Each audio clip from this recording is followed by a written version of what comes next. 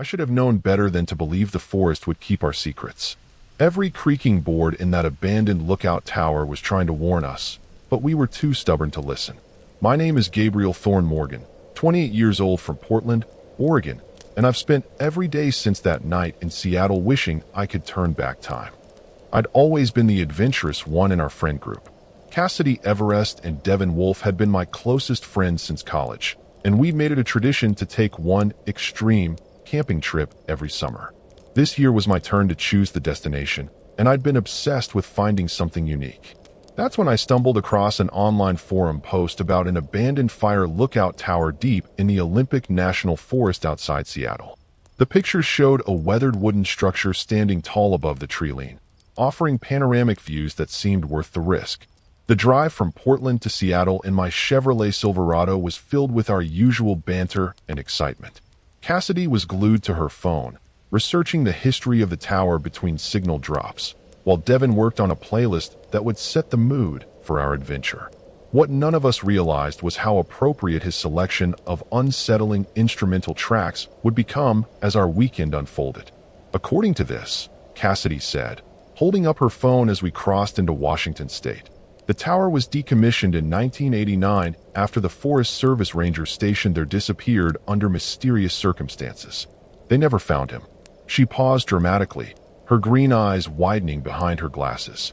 Some hikers claim they've heard strange noises coming from inside, even though it's been empty for decades. I laughed it off, gripping the steering wheel tighter as we wound through the increasingly remote roads. Classic urban legend stuff. Every abandoned building has a ghost story.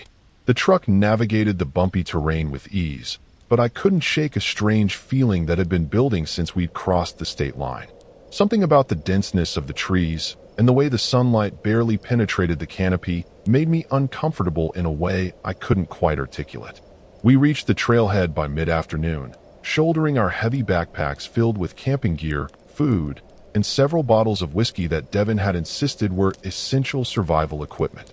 The forest air was crisp and filled with the scent of pine, but unusually still.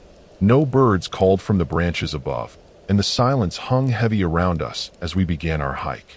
I remember thinking how odd it was that such a beautiful place could feel so inherently disturbing.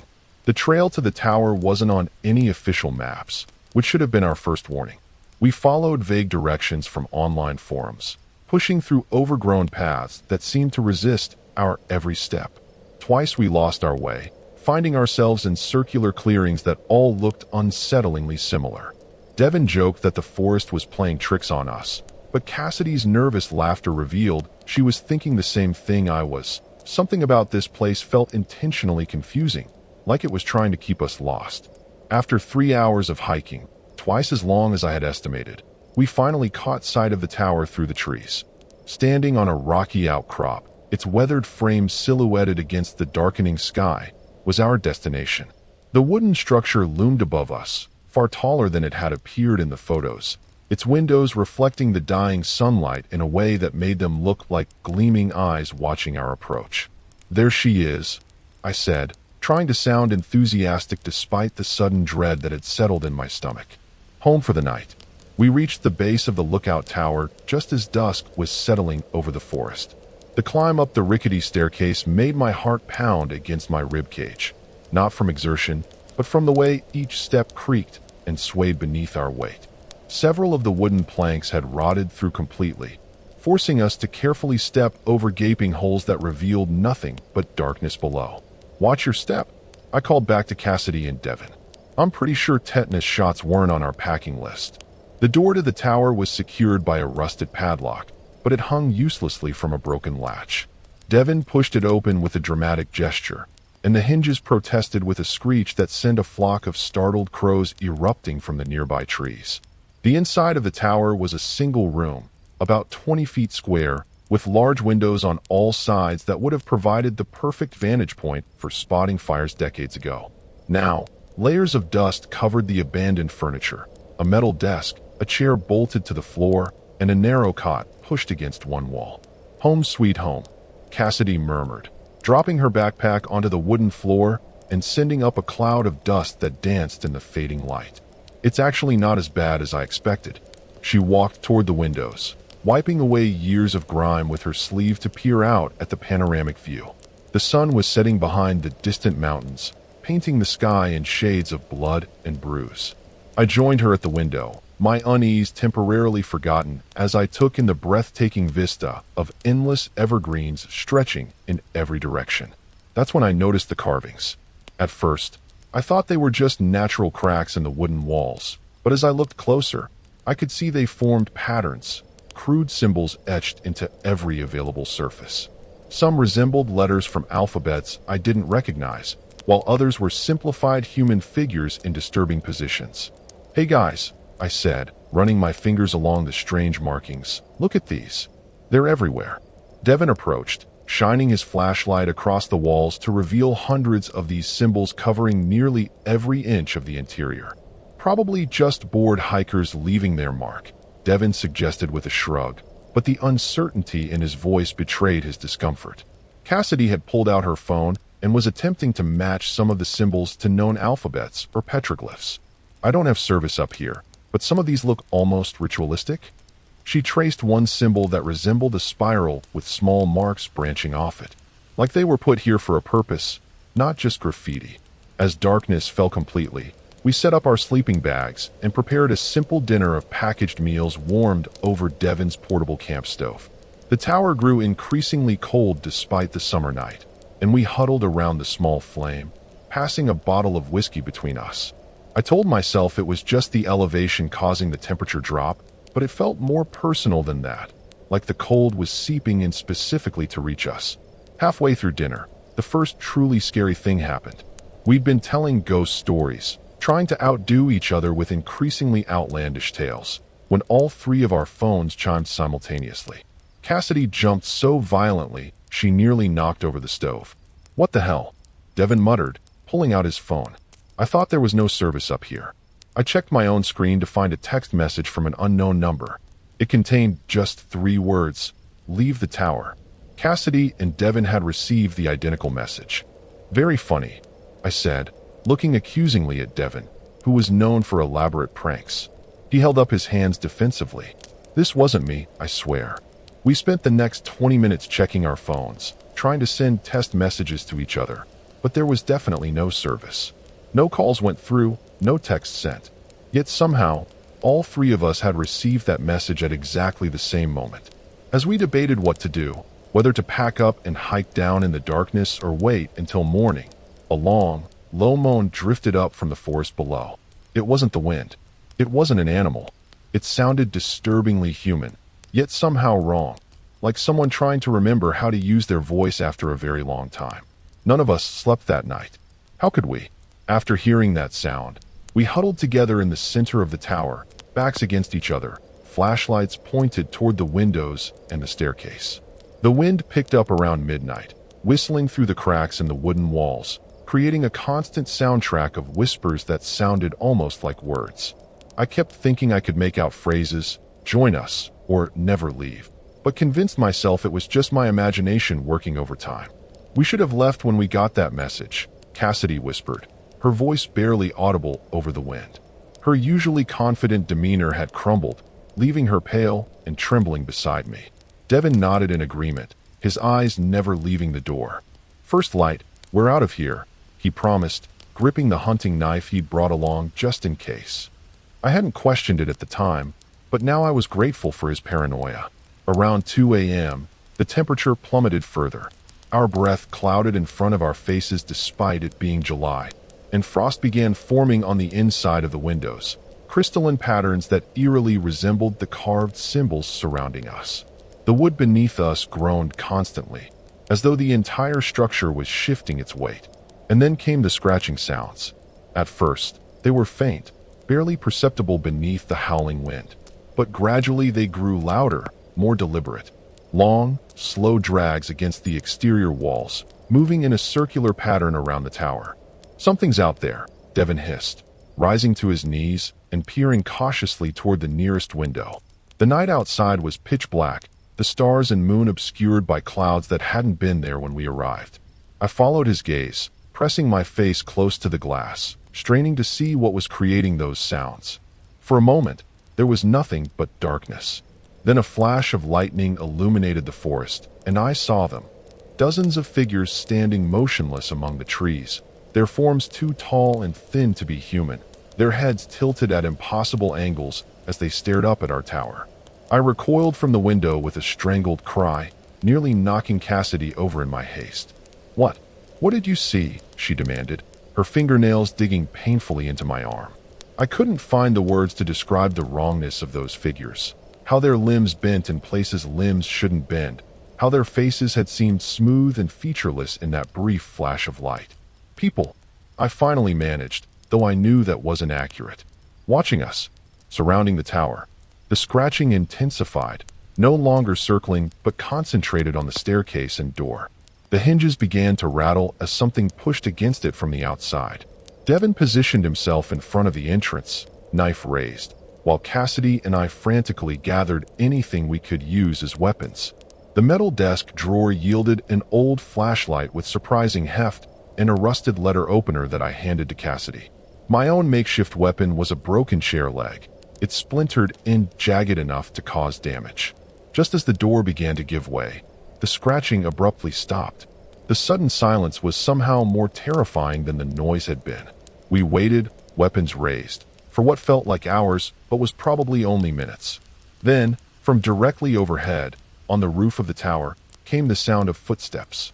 Heavy, deliberate steps that crossed from one side to the other, paused, and then began descending the exterior wall.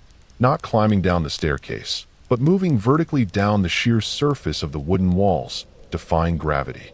The temperature dropped so rapidly that the moisture in the air crystallized, creating a brief snow flurry inside the tower itself.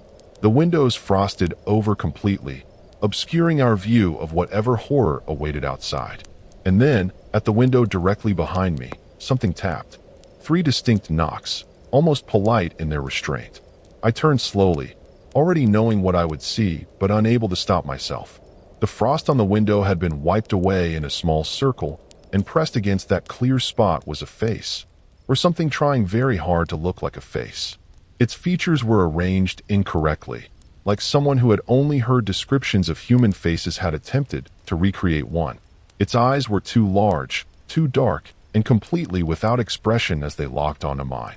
The face at the window smiled, revealing teeth that were simultaneously too many and too sharp. I fell backward, scrambling away on all fours like a terrified animal. "We need to get out now," I gasped, already grabbing my backpack and shoving anything essential inside. Devin and Cassidy didn't argue. They had seen it too. Whatever rational explanations we had clung to were shattered by that face. That impossible, horrifying face that was now pressing harder against the glass, causing fractures to spider outward from the pressure. "The stairs are our only way down," Cassidy pointed out, her voice surprisingly steady despite the tears streaming down her face. The window began to crack more severely, and a long, pale hand with too many joints slid through the widening gap. Devin didn't hesitate. He swung his knife, catching the creature's fingers. The blade should have severed them, but instead, it sank into flesh that yielded like wet clay, reforming around the metal. What splashed onto the floor wasn't blood but a black, viscous substance that hissed and steamed against the wood. "Go!" I shouted, shoving them toward the door. We burst outside onto the narrow landing at the top of the staircase, only to find our escape route wasn't clear. The wooden steps had changed somehow, warped and twisted into a spiral that no longer resembled the straight path we had climbed earlier. Worse, several dark figures were already ascending, moving with a jerky, disjointed gait that reminded me of damaged marionettes. Devin made a split-second decision that likely saved our lives. "The roof," he said, pointing to a maintenance ladder that led upward from the landing. "We can use the rope from my pack to get down the other side." It was desperate and dangerous, but with creatures closing in from both the staircase and now multiple windows of the tower, we had no choice. We scrambled up the rusted ladder, emerging onto the slanted roof just as the door below us splintered inward. The roof was covered in the same strange symbols we'd seen inside, but here they were arranged in a massive circular pattern. Standing in the center of that circle was a figure that made the others seem almost normal by comparison. Tall and gaunt, it wore what looked like the tattered remains of a Forest Service uniform, the name patch still visible, Ranger Collins. But this thing was no longer human. Its proportions were grotesquely elongated, its head tilted at a complete right angle to its shoulders, and where its face should have been was only smooth, pale skin with a single vertical slit that pulsed rhythmically.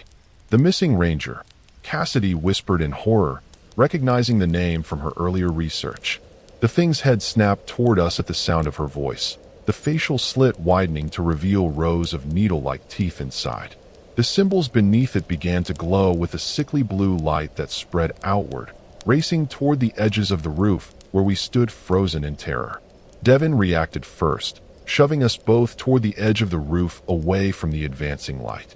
"The rope won't hold all three of us at once," he said, already uncoiling the climbing rope from his pack and securing it to one of the roof's metal supports. "You two go first. I'll hold them off and follow." I wanted to argue, but the creatures from below were now pouring onto the roof, and the formerly human thing in the center was gliding toward us, its feet hovering inches above the glowing symbols. Cassidy and I descended as quickly as we dared, the rope burning our palms as we slid down the side of the tower. I heard Devin yelling above us, followed by sounds no human throat should be able to make. When my feet finally touched solid ground, I looked up to see Devin's face appear at the edge of the roof. "Run!" he screamed, blood streaming from a gash across his forehead. "I'll be right behind you." We ran. The forest that had seemed so confusing in daylight was now a nightmare maze of identical trees and misleading paths. Behind us, a chorus of inhuman wails rose from the tower, and the ground beneath our feet trembled. I risked a glance over my shoulder to see the entire structure engulfed in that same sickly blue light, pulsing like a beacon. Of Devin, there was no sign. We should have stayed together, but in the chaos, Cassidy and I became separated. One moment she was beside me, gasping for breath as we sprinted through the undergrowth, and the next, she was gone, as if the forest itself had swallowed her. I called her name until my voice gave out, but the only response was the rustling of leaves that sounded disturbingly like whispers and the occasional crack of branches that seemed to be following me, herding me deeper into the woods rather than toward the trail that would lead to my truck. Dawn found me huddled at the base of a massive Douglas fir, miles from where our truck was parked, with no idea how to find my way back. My phone was dead, my water bottle empty, and the terror of the night had left me exhausted beyond measure. As sunlight filtered through the canopy, I allowed myself to hope that perhaps the horrors had been hallucinations, some kind of toxic fungal spores or gas leak in the tower affecting our minds. But the black stains on my clothing from the creature's blood and the strange symbols I found carved into my forearm, identical to those in the tower, but with no memory of how they got there, told me otherwise. I finally found the main trail around noon, following the sound of distant hikers whose normal, human voices were the most beautiful thing I'd ever heard. They helped me reach the ranger station, where I immediately reported my missing friends. The search and rescue operation began within hours, but I could see in the rangers' eyes that they didn't believe my frantic story about the tower and its inhabitants. They attributed my state to dehydration and trauma from getting lost. One older ranger pulled me aside, his face grave as he showed me a map. "There hasn't been a fire lookout tower in that sector for over 30 years, he said quietly. "It burned down in 1989, along with Ranger Collins who was stationed there." The search for Cassidy and Devin continued for 2 weeks. They found my truck still parked at the trailhead, and eventually, they found Cassidy too, alive but irrevocably changed.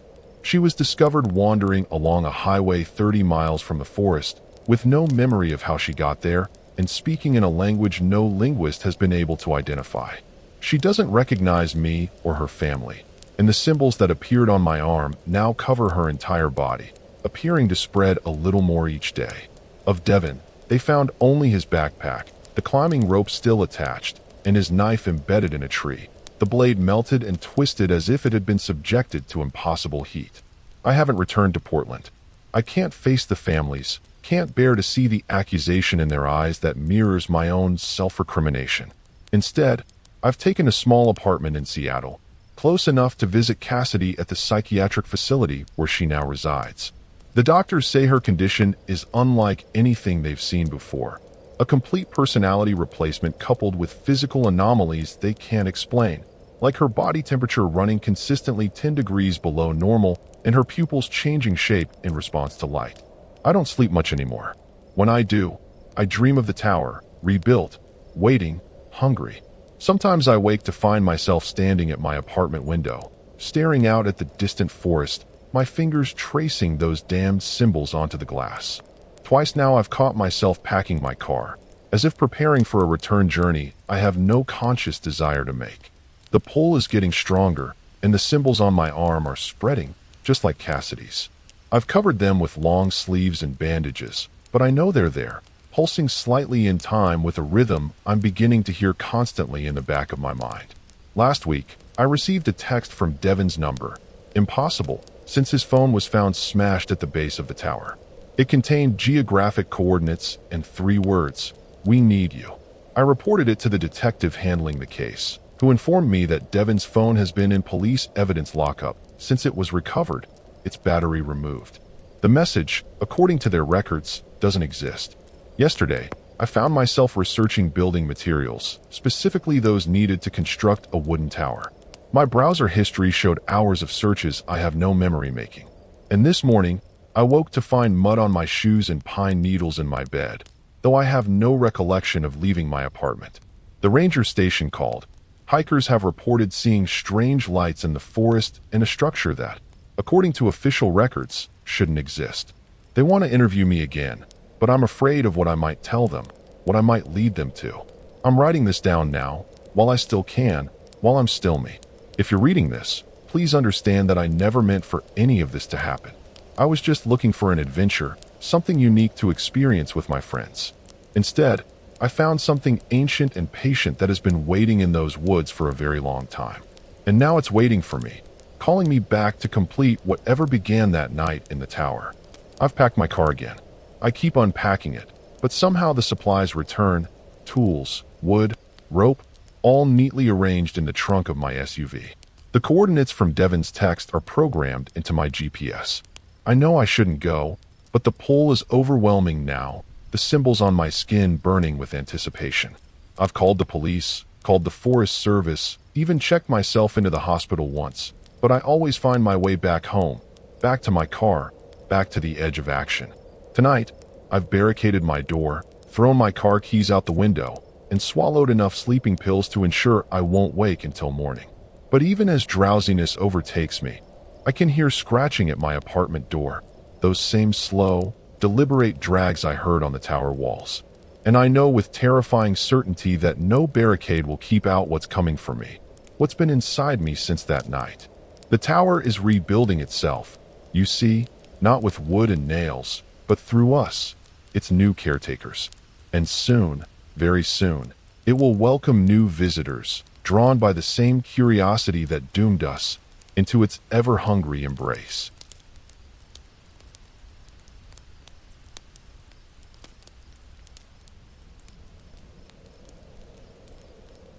I should have known better than to think a weekend in the woods would fix my head. Some mistakes you don't come back from. I'm Lysandra Faye Morrow, 29, from Spokane, Washington, a barista with a caffeine habit and a bad case of burnout. Life's been a grind lately. Spilled lattes, rude customers, and a breakup that left me sleeping on my couch, so I figured a camping trip near Seattle would hit the reset button. I packed up my Honda CR-V, my little SUV escape pod, and headed west toward the Cascades, chasing a spot I'd heard about with an old lookout tower. Big mistake, turns out. The drive from Spokane was a solid 5 hours, and I blasted my playlist the whole way, windows down, singing off-key to drown out my thoughts. I stopped in some podunk town outside Seattle for gas and a burger, greasy, perfect road food. The cashier, this older lady with a smoker's rasp, asked where I was headed. I mentioned the tower, and she got this funny look, like I'd said I was camping in a graveyard. "Be careful up there," she croaked, and I laughed it off. Wish I'd listened. I hit the trailhead by mid-afternoon, sun high but already dipping behind the peaks. The lookout tower was perched on a bluff maybe 2 miles in, this weathered skeleton of wood and rust I'd seen in some grainy online pics. I parked my SUV, slung my backpack over my shoulder, tent, stove, a thermos of coffee, and started hiking. The plan was to camp a half-mile below the tower, close enough to explore, but not so close I'd feel like I was crashing someone's creepy party. The air was crisp, all pine and damp moss, and for a minute, I felt free. Setting up camp was a mess. I'm no wilderness pro, and my tent kept collapsing like it was mocking me. Took me an hour, a lot of swearing, and a bruised thumb to get it standing. I built a fire, small but steady, and sat there with my coffee, watching the flames flicker. The tower loomed up the hill, dark against the sky, and I got this weird itch to check it out. I'd always been a sucker for abandoned places, old barns, empty houses, figuring they'd make cool stories to tell back at the coffee shop. Bad call. Dusk crept in fast, the kind of twilight that turns everything gray and fuzzy. I pulled on a hoodie, grabbed my flashlight, and decided to scout the tower before dark. The hike up was steeper than I'd expected, legs burning, but I made it just as the last light faded. Up close, the thing was a wreck. Boards warped, windows smashed, a ladder dangling like it'd snap if I sneezed on it. I snapped a pic for Instagram, captioning it "Living my best horror movie life," and grinned. Famous last words, right? I circled the base, kicking at loose rocks, when I spotted something odd. A metal grate, half buried in the dirt, bolted shut with a rusty lock. Looked like an old access hatch, maybe for maintenance or storage. I tugged at it, curious, but it didn't budge. A faint breeze whistled through it, carrying this stale, sour smell, like old meat left out too long. I stepped back, brushing it off as nothing, but my gut was already whispering I shouldn't be here. Night hit hard after that, and I hustled back to camp, the beam of my flashlight bouncing off trees. By the time I got to my tent, the fire was down to embers, and the woods were dead quiet. No crickets, no owls, just this heavy hush. I climbed into my sleeping bag, telling myself I was just spooked from being alone. Spokane felt like another planet, and Seattle wasn't close enough to save me from my own dumb ideas. I zipped up tight, staring at the tent roof, trying to ignore how exposed I felt out here. I must have dozed off, because next thing I know, I'm jolting awake, heart racing. No idea what time it is. My phone's in my pack, but something's off. The air's colder, sharper, and there's this faint vibration under me, like the ground's humming. I lie there, eyes wide, telling myself it's just a dream or maybe a truck on some distant road. But deep down, I know it's not. Whatever's out here with me, it's already awake, and I'm starting to think I am too. So, I'm lying there in my tent, wide awake, that weird humming buzzing through the ground like a bad omen. I try to shake it off, tell myself it's nothing, just my nerves playing tricks after a long day, but it's not letting up. I unzip the flap a crack, peek out, and see the fire's completely dead, just a pile of ash now. The tower's up there, a dark smudge against the night sky, and I swear it feels like it's leaning closer. I grab my phone, 2:17 a.m., no signal, and decide I'm not sleeping again till I figure this out. I pull on my boots, snag my flashlight, and step outside. The air's frigid, biting at my face, and the woods are still too quiet, like everything's holding its breath. I sweep the light around, half expecting a raccoon or something to explain the vibe, but it's just trees and fog creeping in low. That humming's louder out here, steady, like a machine buried deep. I'm torn. Part of me wants to pack up the SUV and bail, but it's the middle of the night, and I'm stubborn as hell. I decide to hike back to the tower, see if it's coming from there. The trail's a slog in the dark, roots and rocks tripping me up every few steps. I'm muttering to myself, great idea, Liz, real genius, when I slip on some wet moss and land hard on my elbow. Pain shoots up my arm, and I bite back a yell, clutching it while I catch my breath. My flashlight rolls off, beam spinning wild, and for a second, I think I see something, tall, thin, darting behind a tree. I snatch the light, swing it back, but there's nothing. Just my imagination, right? Still, my skin's crawling. I push on, and by the time I reach the tower, I'm sweaty despite the cold. That hum's deafening up here, vibrating through my boots, and it's definitely coming from that grate I found earlier. I kneel down, shine my light on it, and notice the lock's gone, busted clean off, jagged edges glinting. My stomach flips. I didn't do that, no way. I nudge the grate with my foot, and it swings open easy, letting out that sour, rotting stink again, stronger now, like it's alive. I lean over, light piercing the dark, and see rungs leading down into a black pit. I'm standing there, debating, do I climb down like some idiot in a scary movie, or hightail it back to camp. The barista in me says coffee and a warm bed in Spokane sound better, but the stubborn part's like, you came this far. I compromise, toss a rock down first, see what happens. It clatters, echoes fading, then silence. Nothing creepy crawls out, so I figure maybe it's just an old well or something. But as I turn to leave, I hear it. A thud, heavy, from below, like something big just landed. I stumble back, heart jackhammering, and the hum spikes, loud enough to rattle my teeth. I'm booking it down the trail now, flashlight bouncing, not caring how dumb I look. Branches snag my hoodie, and I'm pretty sure I scrape my cheek, but I don't stop till I'm back at camp. The tent's still there, SUV parked where I left it, but that hum's followed me. Fainter, but close. I dive inside, zip up, and sit there, panting, telling myself I'm overreacting. Maybe it's seismic stuff, right? Earthquakes happen around here. I try to calm down, sipping water from my thermos, but then I notice something weird. My pack's unzipped, stuff spilling out. I didn't leave it like that. I dig through, phone, snacks, keys, all there, but my little pocket knife's gone. I'm freaking out now, checking every corner of the tent, when I hear a scrape outside, slow, deliberate, like metal on stone. My blood runs cold. I kill the flashlight, huddle in the dark, and pray whatever's out there doesn't know I'm here. The scraping stops, and I'm holding my breath, listening so hard my ears ache. The hum's still there, steady, and I'm starting to think it's not the ground. It's something else, something that knows I messed with that grate. I tell myself I'll pack up at first light, get the hell out of these woods, back to Spokane where the worst thing is a burnt espresso. One more night, I figure, just gotta make it till dawn.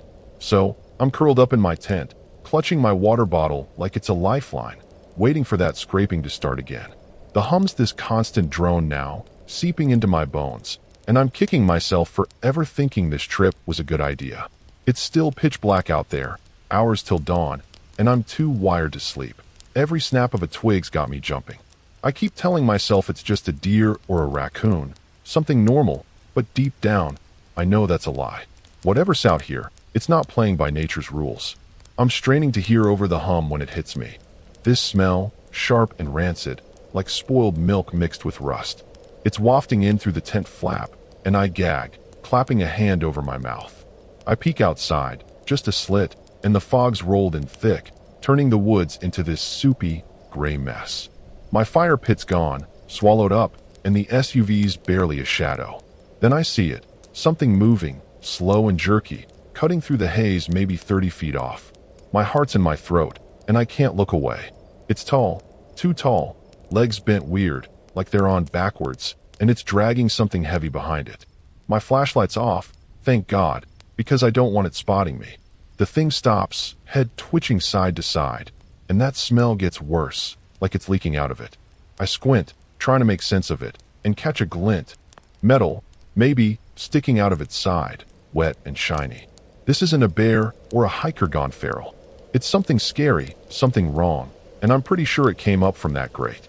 I ease the flap shut, slow as I can, and huddle back, trying to breathe quiet. The scraping starts again, closer now, circling, and I'm shaking so bad my teeth chatter. I dig my nails into my palms, telling myself to stay calm, but then it stops, right outside. I hear it breathe, shallow, gurgling, like it's got water in its lungs, and I freeze. The tent wall dents in, just an inch, like it's testing it, and I bite my lip to keep from screaming. My mind's racing. Did I leave something out there, some sin it's tracking? It moves off after a minute, scraping fading into the fog, but I'm not dumb enough to think it's gone. I grab my phone, still no bars, and start shoving stuff into my pack. I'm not waiting for daylight. I've got to get to the SUV now. My hands are clumsy, dropping crap everywhere, and I'm muttering under my breath. Come on, Liz, don't lose it. I find my keys, thank God, but that knife's still missing, and I'm starting to think it wasn't an accident. I unzip the tent, poke my head out, and the fog's so dense I can barely see my own hand.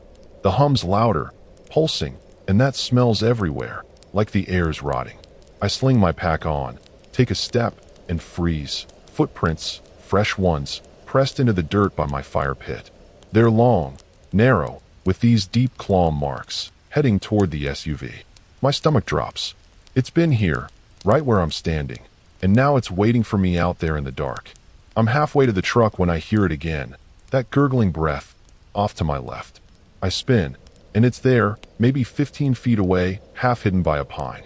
It's hunched now, arms dangling, and I see more of it, skinny, patched with metal plates, like someone stitched it together in a horror show lab. It tilts its head, and I swear it's got no eyes, just these black pits.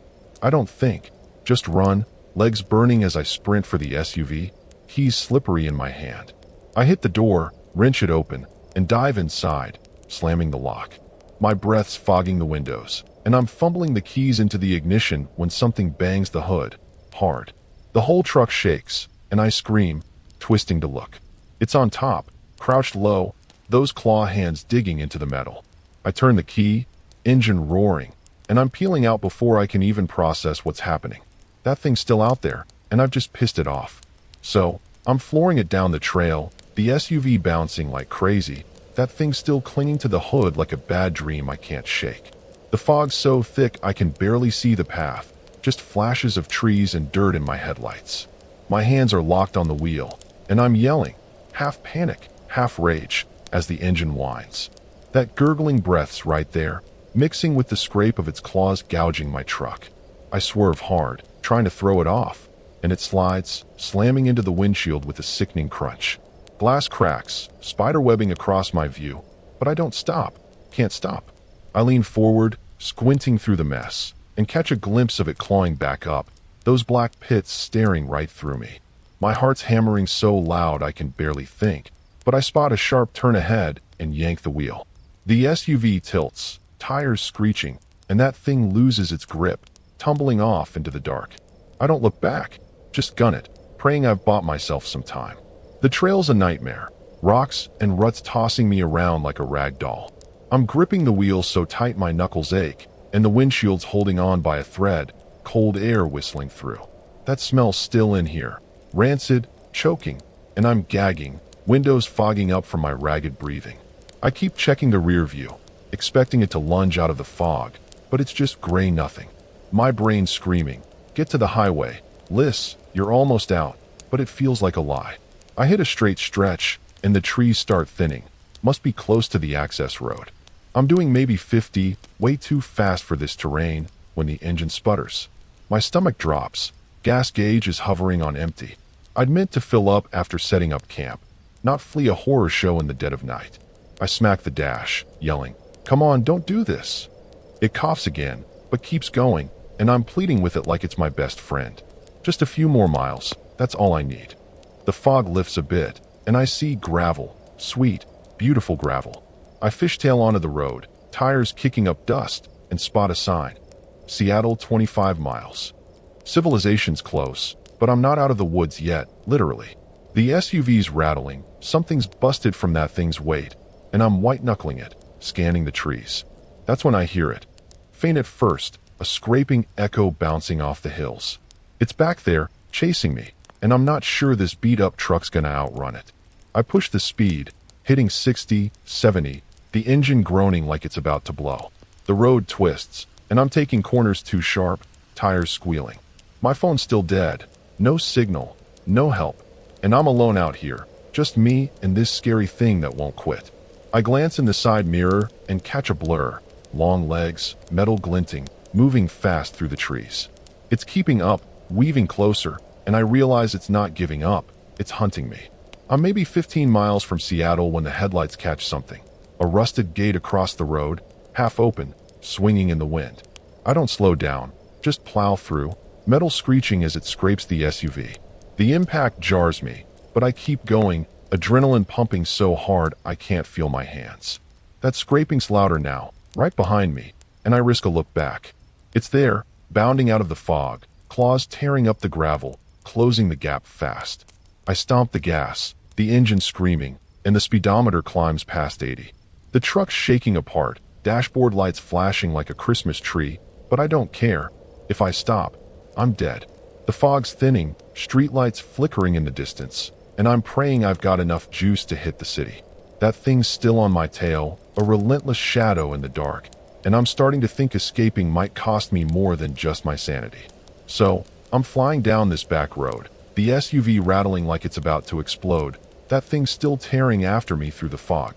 The streetlights are getting brighter, Seattle's close, maybe 10 miles now, and I'm clinging to the hope I can lose it in the city.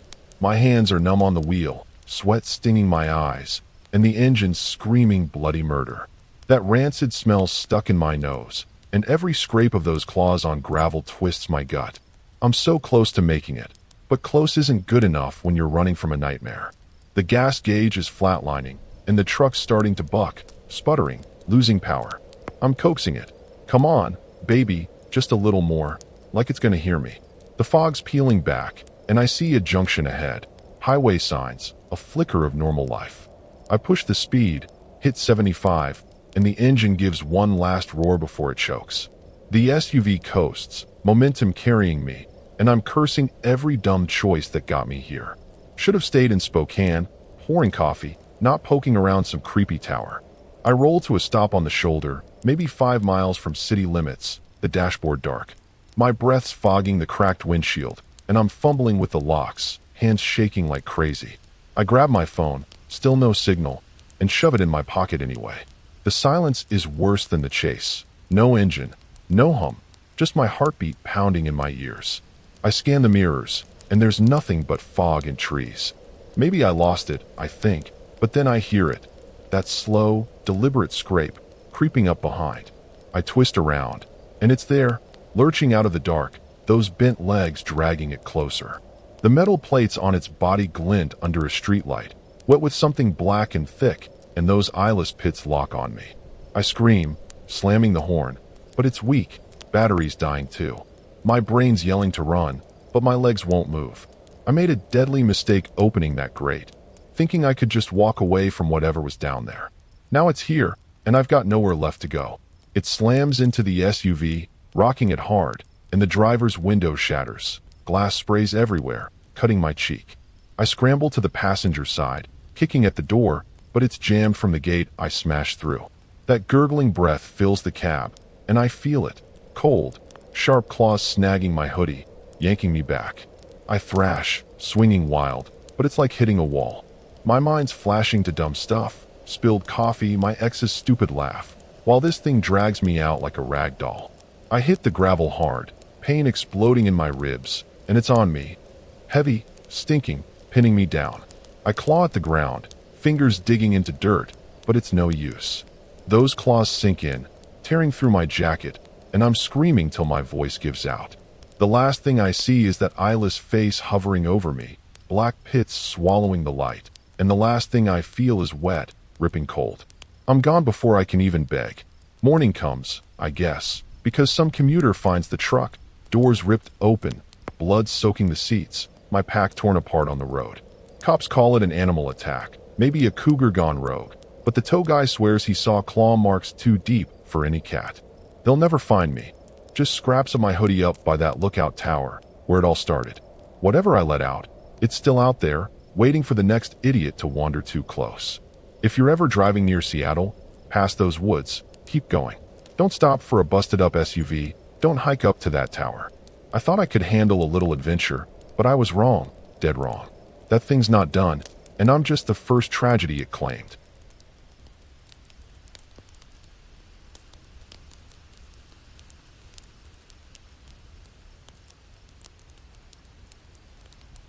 I never should have thought a weekend away could outrun the mess in my head.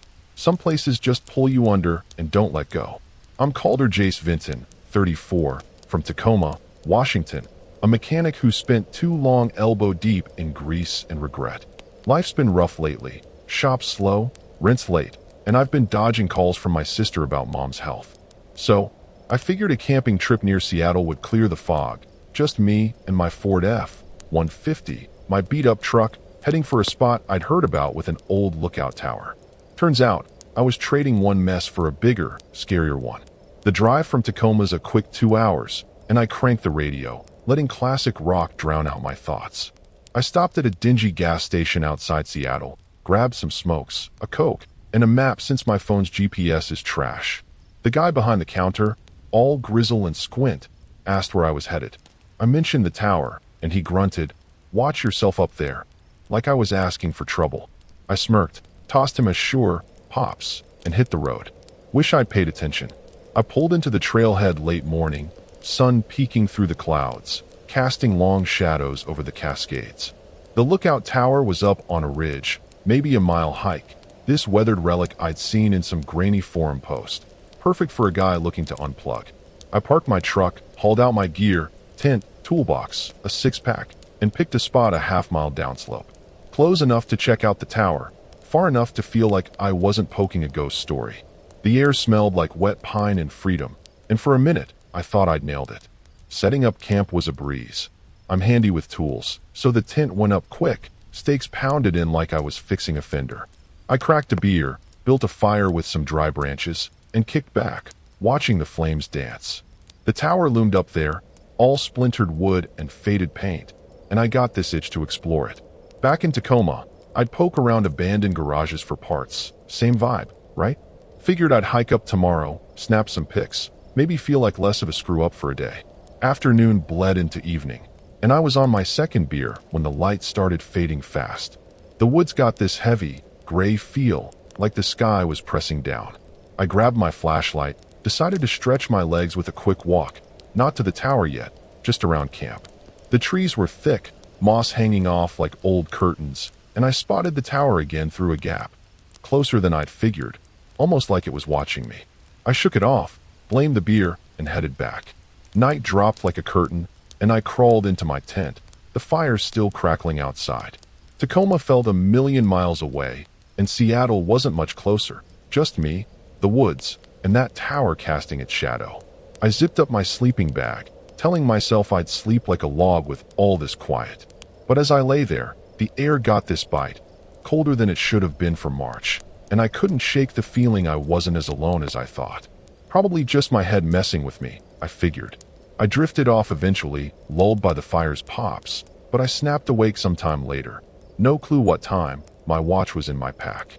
Something felt off, like the air was thicker, heavier.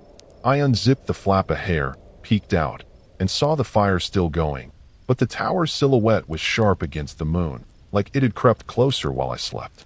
I rubbed my eyes, told myself it was a trick of the light, but my gut was already churning with a bad vibe. Morning crept in slow, gray and damp, and I crawled out, stretching my stiff back. The fire was down to embers, and the woods were quiet. No birds, just this low hum I couldn't place, like an engine idling underground. I brewed some instant coffee over the coals, eyeing the tower up on the ridge. It looked different in the daylight. Taller, maybe, or more crooked. I shrugged it off, figured I'd hike up after breakfast, see what the fuss was about. What's the worst that could happen, right? So, I'm sipping my coffee, trying to shake that weird hum rattling through the ground. It's faint, but it's there, like a car with a bad muffler buried somewhere.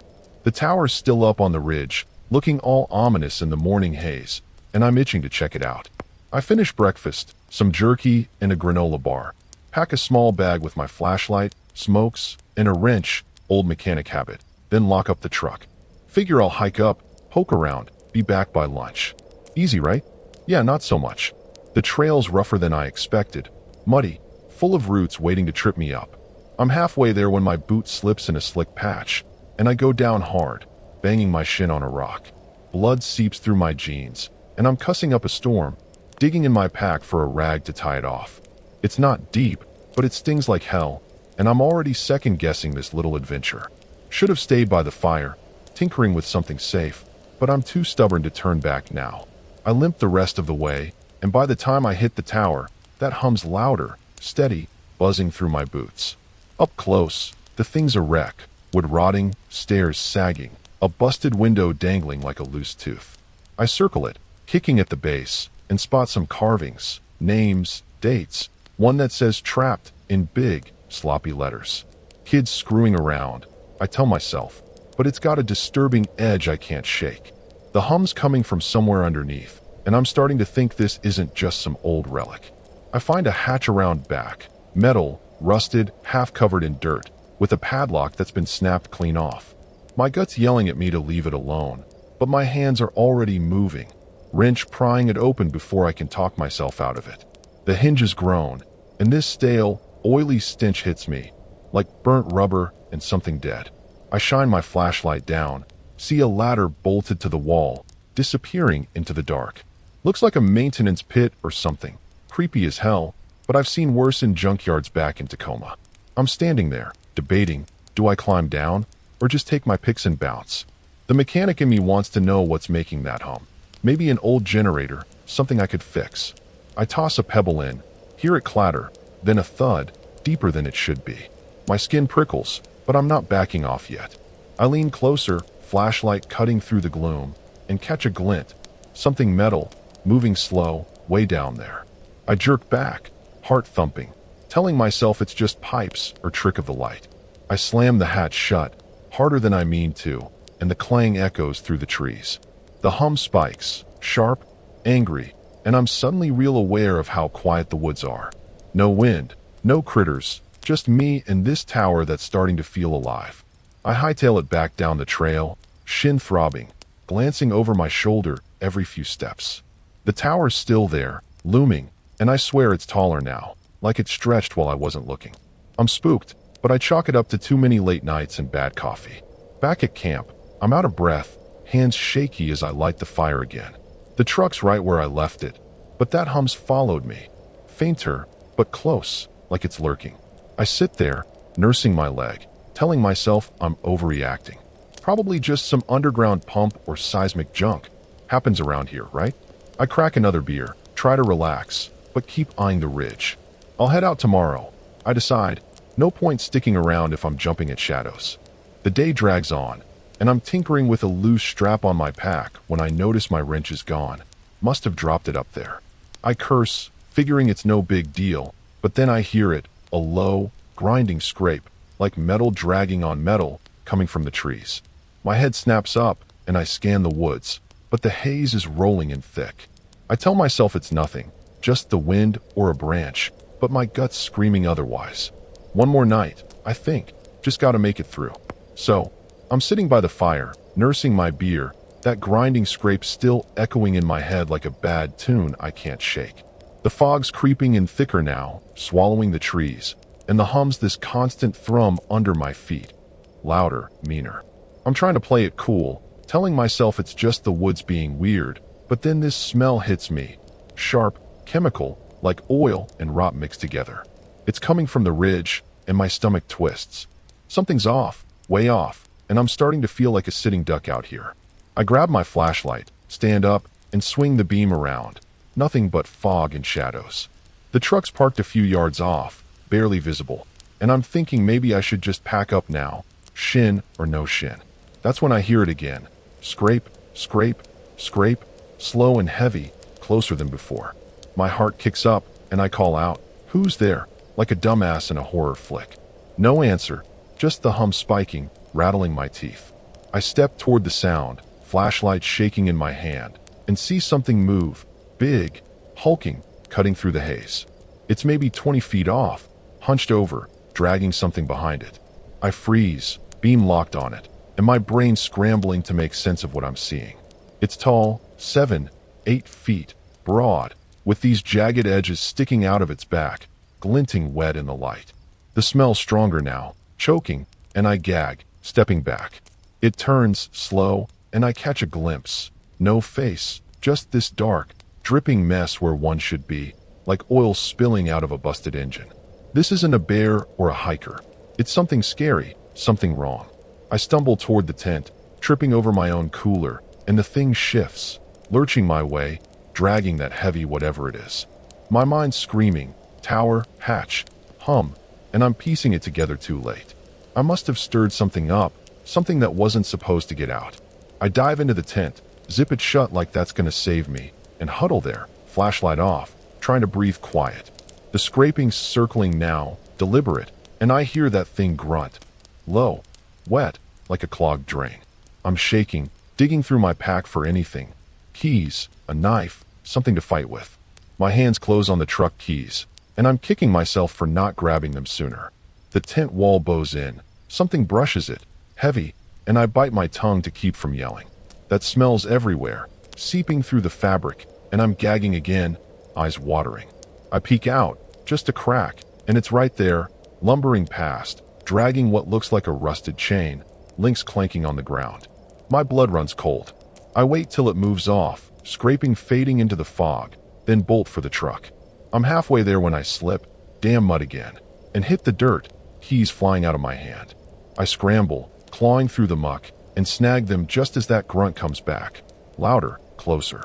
I don't look, just sprint, slam into the truck, and wrench the door open. I'm inside, locking it, when something bangs the tailgate, hard. The whole thing rocks, and I'm yelling, fumbling the keys into the ignition. The engine roars to life. Thank God. And I peel out, tires spinning in the mud. I catch it in the rear view, lumbering after me, chains swinging, those jagged edges gleaming. My headlights barely cut the fog, but I'm flooring it, bouncing over roots and rocks. The hum's deafening now, like it's pissed, and I'm starting to think it's not just the ground. It's that thing calling the shots. I swerve, nearly clip a tree, and keep going, praying the truck holds up. I'm tearing down the trail, heart pounding, when I realized the chain wasn't just junk. It was wrapped around something, dragging it like a trophy. I didn't get a good look, but my gut's telling me it was bad. Real bad. The fog's choking everything, and that thing's still back there, a hulking shadow in the dark. I've got to get out, get to the highway, but I'm not sure I've shaken it, or if I ever will. So, I'm hauling ass down the trail, the truck bouncing like it's going to shake apart, that thing still lurking somewhere in the fog behind me. My headlights are barely cutting through the haze, just flashing trees and mud, and I'm gripping the wheel so hard my hands ache. That hum's pounding in my skull, and the smell, God, that oily rot, is clinging to the cab like a bad stain. I glance in the rear view, see nothing but gray, but I know it's there. Those claws, that chain, and I'm not stopping to find out how close. The trail's a mess, ruts and rocks tossing me around, and I'm swerving like a drunk to keep from flipping.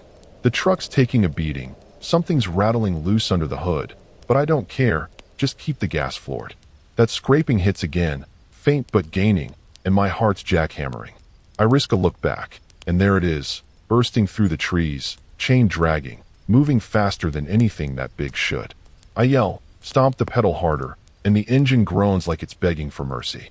I hit a sharp bend, tires skidding, and the tailgate slams open. Must have busted when it banged me earlier. Tools and crap spill out, my toolbox, a spare tire, and I hear it crash into something, maybe slowing that thing down. I don't stop to check, just gun it, praying I'm close to the road. The fog's thinning a little, and I spot gravel ahead. Sweet, beautiful gravel. I fishtail onto it, tires biting hard, and see a sign flash by, Seattle 20 miles. I'm not out yet, but I'm damn well trying. The truck's shaking bad now, steering sloppy, and I'm pretty sure the front axle's bent. That hum's still there, pulsing, and the scraping's right on my tail. Close enough I hear the chain clank. I glance in the side mirror, and it's there, lumbering along the road, those jagged edges glinting, dragging whatever it's got wrapped up. My stomach flips, looks like a tarp or something, soaked dark, and I don't want to know what's inside. I swerve hard, trying to shake it, and the truck groans, metal screeching. I'm pushing 70, way too fast for this beat-up rig, when the headlights flicker, electric's going haywire. The dash lights blink, and I smack it, yelling, "Not now, you piece of junk!" The engine sputters, but holds, and I'm weaving through curves, tires squealing on gravel. That thing's relentless, keeps pace, darting off the road then back, like it's toying with me.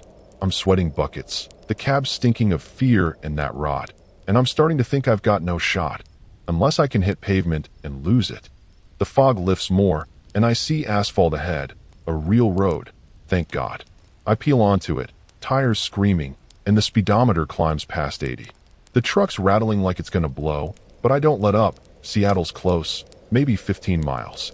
I check the mirror, and it's falling back, struggling on the smooth road, chain tangling its legs. I let out a shaky laugh. First win I've had all night, but then the engine coughs, hard, and the gas gauge drops to empty. My laugh dies fast. I coast as far as I can, momentum fading, and the truck rolls to a stop maybe 10 miles out. The silence is deafening. No hum, no scrape, just my ragged breathing. I lock the doors, hands trembling, and scan the dark. Fog's still thick, but I don't see it. Not yet. My phone's in my pocket, dead battery, and I'm kicking myself for not charging it. I've got a half tank of panic left, telling myself I've lost it, but then I hear it. Faint, slow, that grinding scrape creeping up the road. I'm trapped, engine shot, and the headlights catch it, lumbering out of the fog, chain dragging, closer every second. I fumble under the seat, snag a tire iron, only weapon I've got, and grip it tight, heart pounding out of my chest. It's coming, and I'm out of road, out of luck. I should have stayed in Tacoma, fixing cars, not messing with that hatch. Now I'm staring down a horror show, and it's not letting me off easy. So, I'm stuck in the truck, tire iron in my sweaty hands, watching that thing shamble closer through the fog. The engine's dead, gas tank dry, and the headlights are flickering like they're about to quit. My breath's fogging the cracked windshield, and that oily rot smells back, seeping through the vents. I'm maybe 8 miles from Seattle, close enough to taste safety, far enough to know I'm screwed. The scraping's slow now, deliberate, like it knows I've got nowhere to run. I should have never touched that hatch, biggest mistake of my life. It's right in front of the truck now, chain dragging, those jagged edges gleaming under the fading lights. I can see what's wrapped in the links, tattered cloth, dark stains, something human-sized, and my stomach lurches. It stops, tilts that faceless head, and I swear it's sizing me up. I grip the tire iron tighter, heart slamming so hard I can't hear my own thoughts. The cab's a coffin, doors locked, but that won't hold it. I'm yelling at myself in my head, get out, fight, do something, but my body's locked up. The headlights die, plunging us into dark, and it moves, fast. It slams the hood, metal crumpling, and I scream, swinging the tire iron at nothing. The driver's window explodes, glass rains down, slicing my arm, and those claws reach in, snagging my jacket. I thrash, kicking the dash, but it's like fighting a tow truck, strong, relentless. It yanks me out, tire iron clattering to the floor, and I hit the pavement hard, wind knocked out of me. That grunt, wet, guttural, fills the air, and I'm staring up at a horror I can't unsee. I scramble back, boots slipping on gravel, but it's on me, heavy, pinning my legs. The chain rattles, cold links brushing my ankle, and I claw at the road, fingers bloody from the glass. My mind's flashing to Tacoma, greasy shop floors, Mom's voice nagging me to call, while those claws dig in, tearing through my jeans. I swing a fist, hit something solid and slick, but it doesn't flinch, just presses harder, that smell choking me. I made a deadly call coming out here, thinking I could handle whatever I found. It drags me toward the trees, slow, like it's savoring this, and I'm screaming till my throat's raw. The fog swallows us, and I'm kicking, clawing, anything to slow it down, but it's no use. I'm losing ground fast. Those jagged edges scrape my side, ripping my shirt, and I feel wet heat, blood, mine. The last thing I see is that dripping, eyeless mess hovering over me, chain swinging, and the last thing I feel is sharp, tearing, final. I'm gone. Just another fool who thought he could outrun the dark. Morning rolls in, gray and cold, and some delivery guy spots the truck. Hood smashed, door torn off, blood pooling on the seat. Cops show up, call it a hit and run gone wrong, but the tow crew finds claw marks gouged into the frame. Too deep, too weird. They'll haul it off, write me off as missing, but up by that lookout tower, they'll find scraps, my jacket, a boot, dragged into the woods. Whatever I let loose, it's not done, still lurking, waiting for the next guy dumb enough to poke around. I should have stayed in Tacoma, wrench in hand, fixing what I knew. Instead, I chased a break and found a tragedy mine. If you're ever near Seattle, rolling past those hills, don't stop. Don't look for that tower on the ridge. Trust me, what's up there doesn't stay up there. It follows you, and it doesn't let go. That's how it ends for me. Just another ghost story nobody'll believe.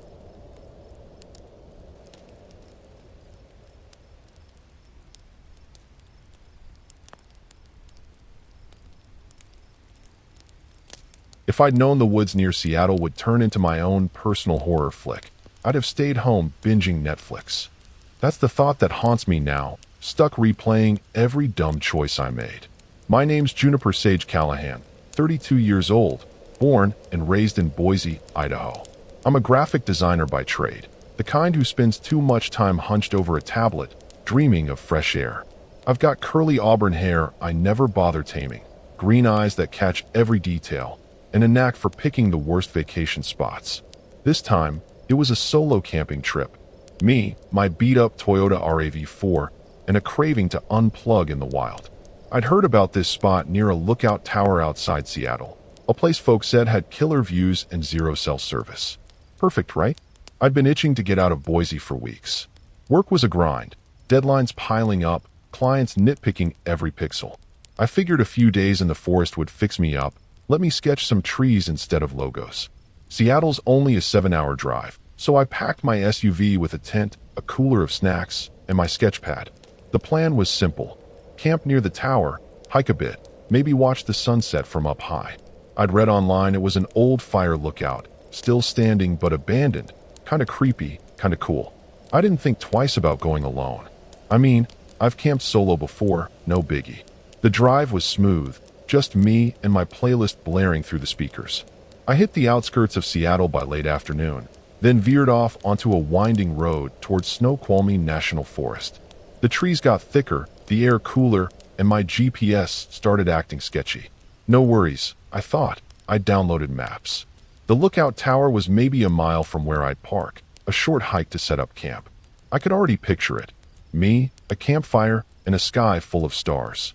It felt like freedom, like I was finally shaking off the city grit. I pulled into a gravel lot near the trailhead just as the sun dipped low. The SUV's tires crunched over rocks, and I stepped out, stretching my legs. The air smelled like pine and damp earth, crisp, alive. I grabbed my gear, locked the car, and started the trek toward the tower. It loomed ahead, a dark silhouette against the orange sky, all rickety and weathered. Something about it made my stomach twist, but I brushed it off. Probably just the drive, I told myself. I'm not some jumpy kid. The spot I picked to camp was a clearing maybe 100 yards from the tower's base. Flat ground, soft with pine needles, perfect for my tent. I got to work setting up, hammering stakes, and sipping a warm beer from the cooler. The tower kept catching my eye though. It wasn't huge, maybe 3 stories, but it had this eerie way of looking bigger the darker it got. I shook my head. Don't be dumb, Juniper. It's just a building.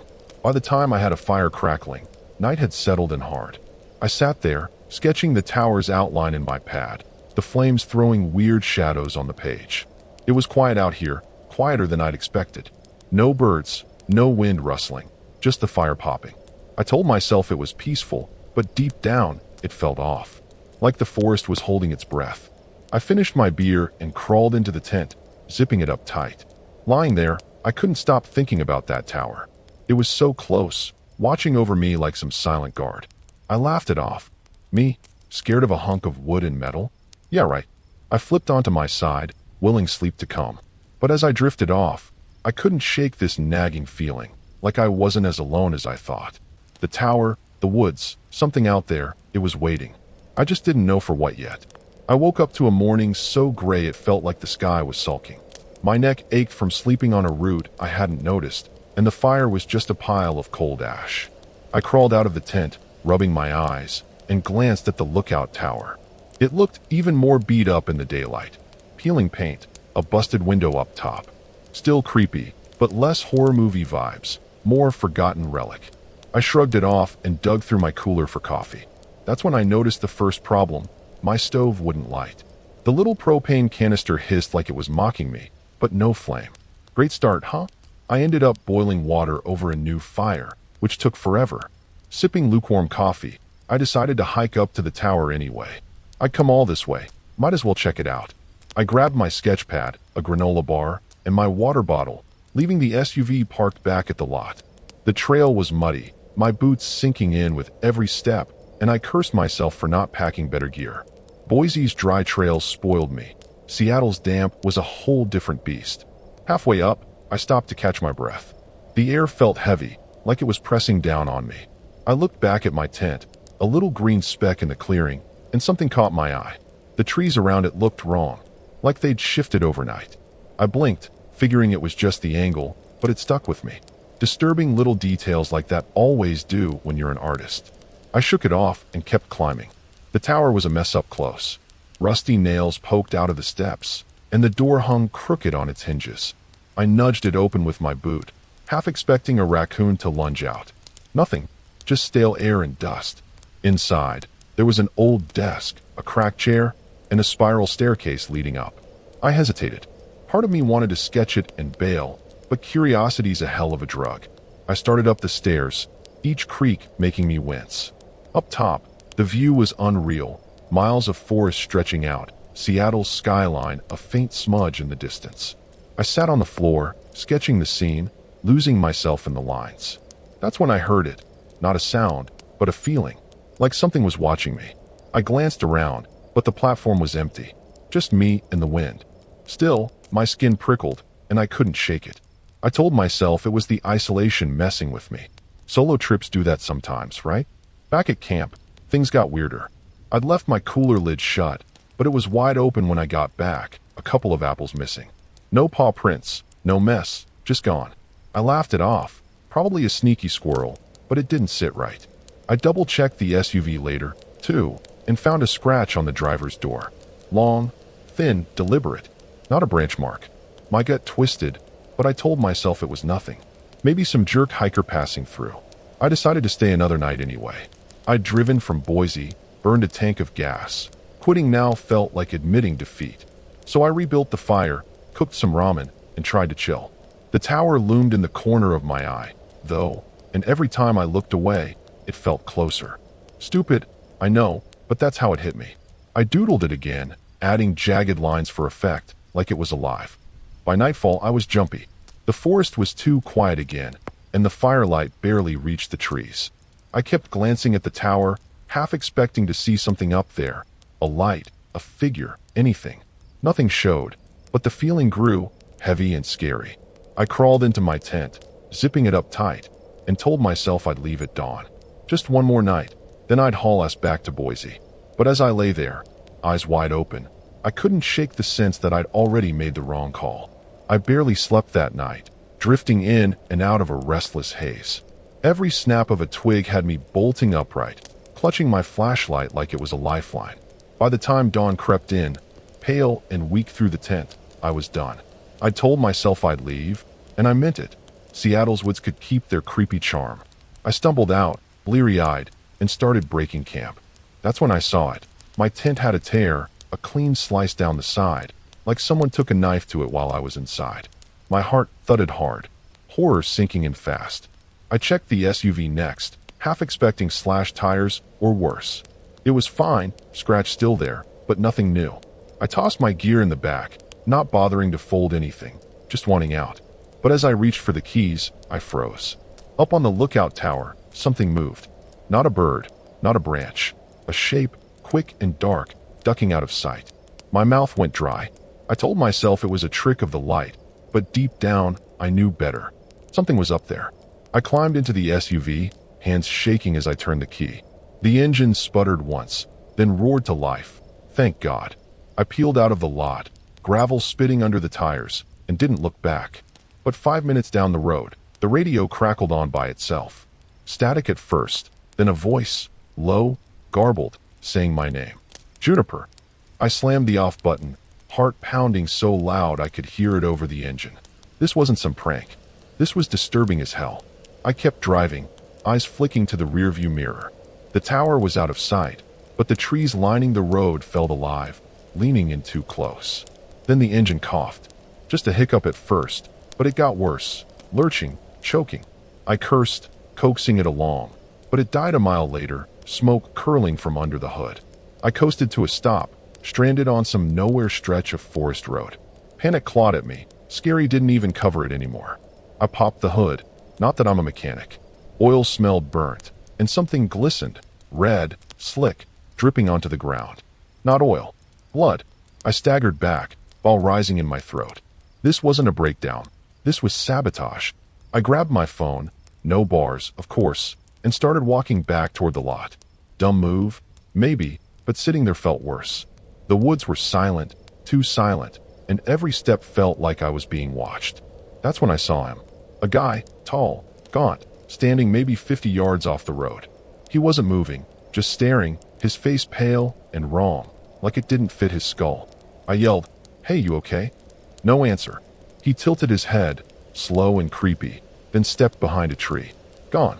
My skin crawled. I picked up the pace, telling myself he was just some weirdo hiker. But then I heard it. My name again, whispered from the trees, close this time. I broke into a run, chest burning, the lot finally in sight. The SUV was still there, but something was off. The scratch on the door wasn't alone anymore. Deep gouges raked the side, fresh and jagged. I fumbled for my spare key, locked inside the glove box, when I saw him again. Closer now, by the trailhead, just standing there. His eyes locked on mine, and I swear they weren't human. Too big, too black. Terror hit me like a truck. I got the door open, climbed in, and locked it, hands trembling so bad I dropped the key twice. He didn't move, just watched. But the air felt thick, wrong, like the world was bending around him. I jammed the key in, praying the engine would turn over. It didn't. And then he smiled, a wide, awful grin that stretched too far. Whatever this was, it wasn't some random creep. Something was seriously, horribly wrong, and I was smack in the middle of it. I sat there, locked in the SUV, staring at that thing, because no way was it human, grinning at me from the trailhead. My hands were slick with sweat, fumbling with the key, turning it over and over. The engine whined, coughed, then nothing. Dead. I slammed my fist on the wheel, panic bubbling up so fast I could barely breathe. That smile, those eyes, it was horror straight out of a nightmare, and it was coming for me. I had to move now. I grabbed my backpack from the passenger seat, water, flashlight, a pocket knife I'd never used, and bolted out the door. The air hit me like a slap, cold and thick, and I ran for the trees, away from the lot, away from him. My boots pounded the dirt, legs screaming, but I didn't dare look back. I could feel it, though, that disturbing weight, like his stare was boring into my spine. I darted off the path, weaving through pines, branches clawing at my face. I don't know how long I ran, minutes, maybe an hour, until my lungs gave out. I collapsed against a tree, gasping, and risked a glance. Nothing. Just forest, endless and dark. But the quiet was worse than any sound. No birds, no wind, just my ragged breathing. I pulled out the knife, clutching it like it'd do jack against whatever that was. My mind raced. Get to the road, flag someone down, anything but stay here. That's when the ground shook. Not an earthquake, but a pulse, low, deep, like something massive was moving underground. I stumbled, dropping the knife, and scrambled to grab it. Then I saw it. A glow, faint and green, flickering through the trees back toward the tower. My gut screamed to run the other way, but my legs wouldn't listen. I needed to know. Stupid. Yeah, but I had to see what I was up against. I crept closer, keeping low, the glow getting brighter. It was coming from the tower's base, spilling out like toxic fog. And there he was again, standing in it, taller now, his limbs too long, bending wrong. He wasn't alone. Shapes moved in the light, blurry and twisted, like people but not. My stomach dropped. This wasn't just scary anymore. This was life or death, and I'd stumbled into something way bigger than me. I turned to bolt, but the ground pulsed again, harder, knocking me flat. My flashlight rolled away, beams spinning wild, and I saw them, those shapes, closing in. I crawled, grabbed the light, and sprinted, adrenaline pumping so hard I barely felt the thorns ripping my jeans. I hit a clearing, the road in sight, and there it was, headlights. A truck, some beat-up Silverado, rumbling toward me. I waved my arms, screaming, not caring how nuts I looked. The driver, an older guy, grizzled, with a beard like steel wool, slowed down, window rolling down. "You okay, kid?" he barked. I didn't even answer, just yanked the passenger door open and threw myself in. "Drive, please, just go." He didn't argue, peeling out as I slammed the door. I twisted to look back. The glow was gone, the tower dark, but I swore I saw that grin again, floating in the shadows. We hauled ass down the road, tires humming, and I tried to explain, words tumbling out about the tower, the guy, the blood in my engine. He just nodded, eyes flicking to the mirror, like he'd heard crazier. "You're not the first to come out of there shook," he said, voice gruff. I sank into the seat, shaking, thinking I'd made it. But then he added, real quiet, "Hope you didn't bring it with you." My blood ran cold, because I wasn't sure I hadn't. The truck rattled down the road, headlights slicing through the dark, and I clung to the seat like it was my last tether to sanity. The old guy, Hank, he said his name was, kept driving, hands steady on the wheel, but his words stuck with me. "Hope you didn't bring it with you." I kept checking the side mirror, half expecting that grinning freak to pop up in the glow of the taillights. Nothing yet, but the horror of it all was still clawing at me, raw and real. I'd escaped, sure, but it didn't feel over. Hank didn't say much, just grunted when I asked where we were headed. "Gas station up the way," he muttered. "You can call someone from there." My phone was still dead, no signal, no juice, but I nodded, trying to calm down. The forest blurred past, trees thinning out, and I let myself think maybe I'd dodged the worst. I mean, I was out, right? Alive, breathing, not stuck back there with whatever those things were. That's what I told myself, anyway. We pulled into this dingy little station, flickering neon sign, one pump, the kind of place you'd see in a slasher flick. Hank stayed in the truck while I stumbled inside, legs shaky. The clerk, a bored kid with greasy hair, barely looked up from his phone as I begged to use the landline. I dialed my buddy Theo back in Boise, voice cracking as I told him the SUV was toast and I needed a ride. "Dude, you sound like hell," he said. I laughed, weak, and said I'd explain later. If I could. Hank waved me over when I stepped back out. "You good?" he asked, lighting a cigarette. I nodded, still rattled but grateful. He didn't push, just flicked ash out the window, and said he'd wait till my ride showed. I leaned against the truck, staring at the road we'd come down, that creepy feeling still gnawing at me. The air smelled wrong, sharp, metallic, not like gas or smoke. I brushed it off as nerves. Big mistake. Theo's headlights finally swung into view an hour later, his beat-up F-150 rumbling up. I thanked Hank, who just tipped his cap and drove off, leaving me to climb into Theo's passenger seat.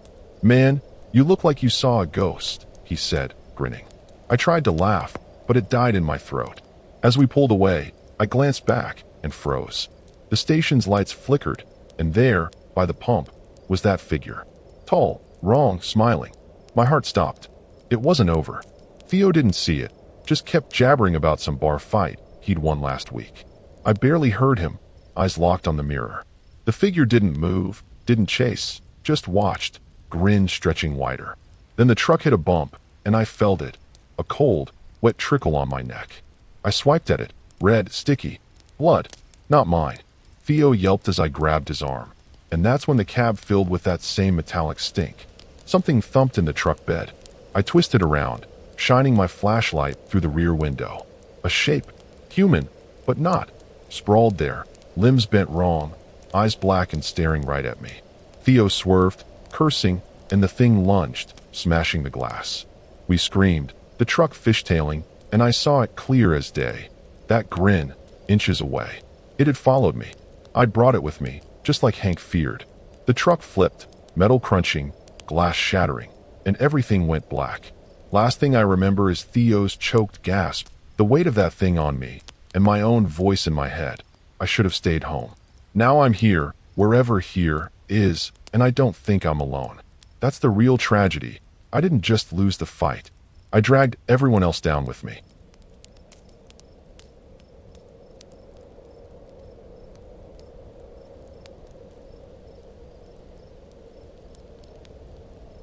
Some places just beg you to stay away, and I was too stubborn to listen.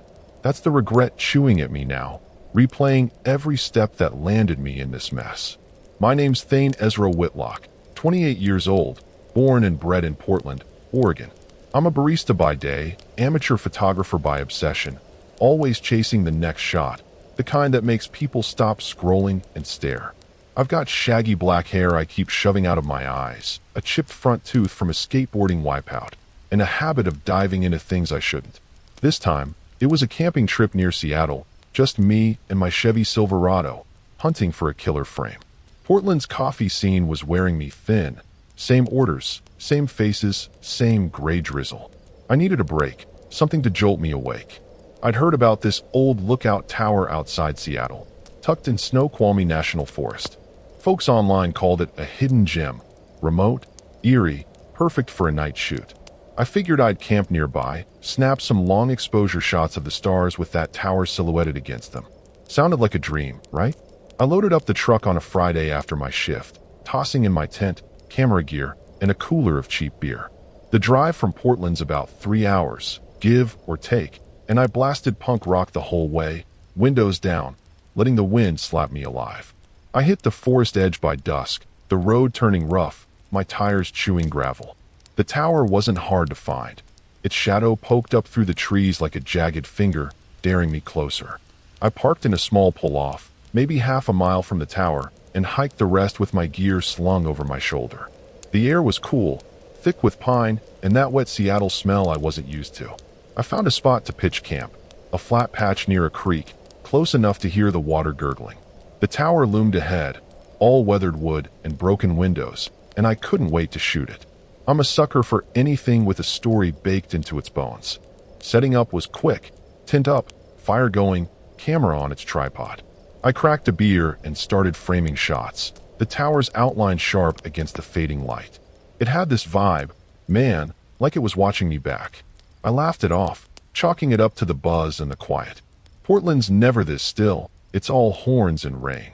Out here, it was just me and the wild. Night fell fast, and I got to work. The stars popped out, bright as hell, and I fiddled with my settings, snapping away. The tower looked badass through the lens, tall, crooked, like it could topple any second. I was stoked, lost in the clicks and whirs of my camera. The fire crackled behind me, throwing light on the trees, and I figured I'd call it a night soon, crash with a full memory card. But then I checked the shots on my screen, zooming in.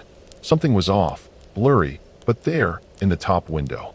A shape, not a branch, not a trick of the light. A figure, faint and still. My stomach did a little flip, but I told myself it was nothing. Old towers have old ghosts, right? I took another swig of beer, trying to shake the creepy chill. I crawled into my tent later, buzzing from the shoot, but that image stuck with me. I kept picturing it, someone up there, staring down. I zipped up tight, laughing at myself for getting spooked. It's just a photo, Thane, chill out. Still, as I lay there, the creek's gurgle fading into the silence. I couldn't shake the feeling that I'd caught something I wasn't supposed to see. And maybe it had caught me too. Morning hit me like a slap. Cold, damp, and way too early.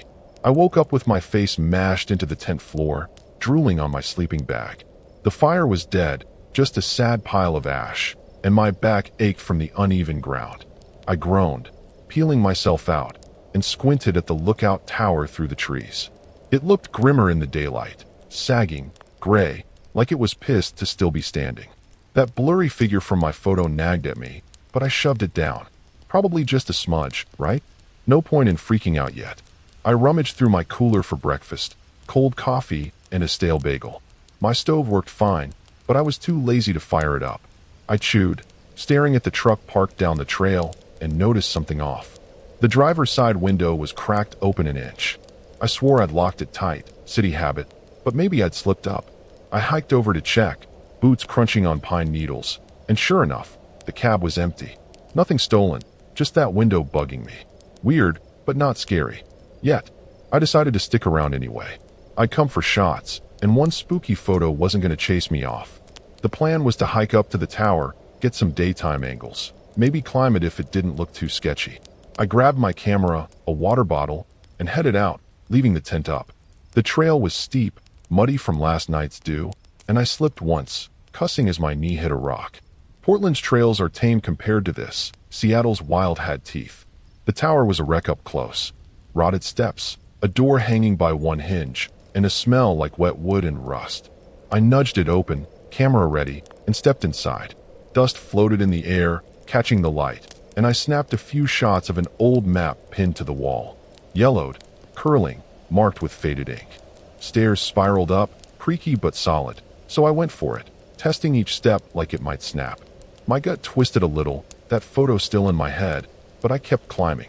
Up top, the view was insane. Forest rolling out forever, Seattle a hazy speck. I set up my tripod, framing the shot, and lost myself in it. The wind picked up, whistling through broken glass, and I almost didn't notice the scratched-up desk in the corner. Names carved into it. Dates, some from the 70s, some fresh. I ran my fingers over one. L+K 2023. People still came here, then. Cool, but it made that figure feel more real. Disturbing, you know? Back at camp, things got weirder. My tent flap was unzipped, not wide, just enough to notice. I'd zipped it shut, I was sure. I checked inside, nothing gone, but my sleeping bag was shifted like someone sat on it. My pulse kicked up, but I laughed it off. Maybe a critter, right? I headed to the truck to grab my charger, and that's when I saw it. A handprint on the windshield. Smudged, too big, not mine. My stomach dropped. This wasn't funny anymore. I debated packing up right then. Portland was calling, safe, boring, no creepy towers. But I'd driven 3 hours, burned gas, and I'm stubborn as hell. I decided to stay one more night, get those night shots I wanted. I rebuilt the fire, bigger this time, and sat there, camera in my lap, watching the flames. The tower loomed out there, dark against the sky, and I kept glancing at it, half expecting movement. Nothing showed, but the air felt heavy wrong. By midnight, I was antsy. The fire was dying, and the creek's gurgles sounded off, slower, like it was choking. I grabbed my camera, figuring I'd shoot and crash, but when I aimed at the tower, the lens fogged up. Wiped it, tried again, same deal. My hands shook as I checked the screen, and there it was, that shape again, clearer now, leaning out the top window. No way that was a smudge. Something was up there, and it knew I was here. I stood there, staring at that damn camera screen, my breath fogging in the cold. That shape in the tower window wasn't a glitch. It was sharp now, a hunched figure, head tilted like it was sizing me up. My hands went clammy, heart hammering so loud I could feel it in my throat. I lowered the camera, squinted at the tower with my own eyes. Nothing. Just dark, empty glass. But I knew what I'd seen, and it was horror movie level creepy. I wasn't imagining this. I stumbled back to the fire, tossing on more sticks till it roared, like light could keep whatever that was away. My mind raced. Pack up, get to the truck, peel out. But my gear was scattered, and the trail to the pull-off felt like a mile in the dark. I grabbed my flashlight, swinging it around the camp, half expecting some weirdo to step out of the trees. Nothing moved, but the silence was worse. Dead, heavy, like the forest was holding its breath. I told myself to chill, but my gut screamed trouble. That's when the smell hit me, sharp, sour, like rotting meat. Not campfire smoke, not the creek. I gagged, shining the light toward the water. Something glinted, wet, dark, lumped on the bank. I crept closer, stupidly curious, and froze.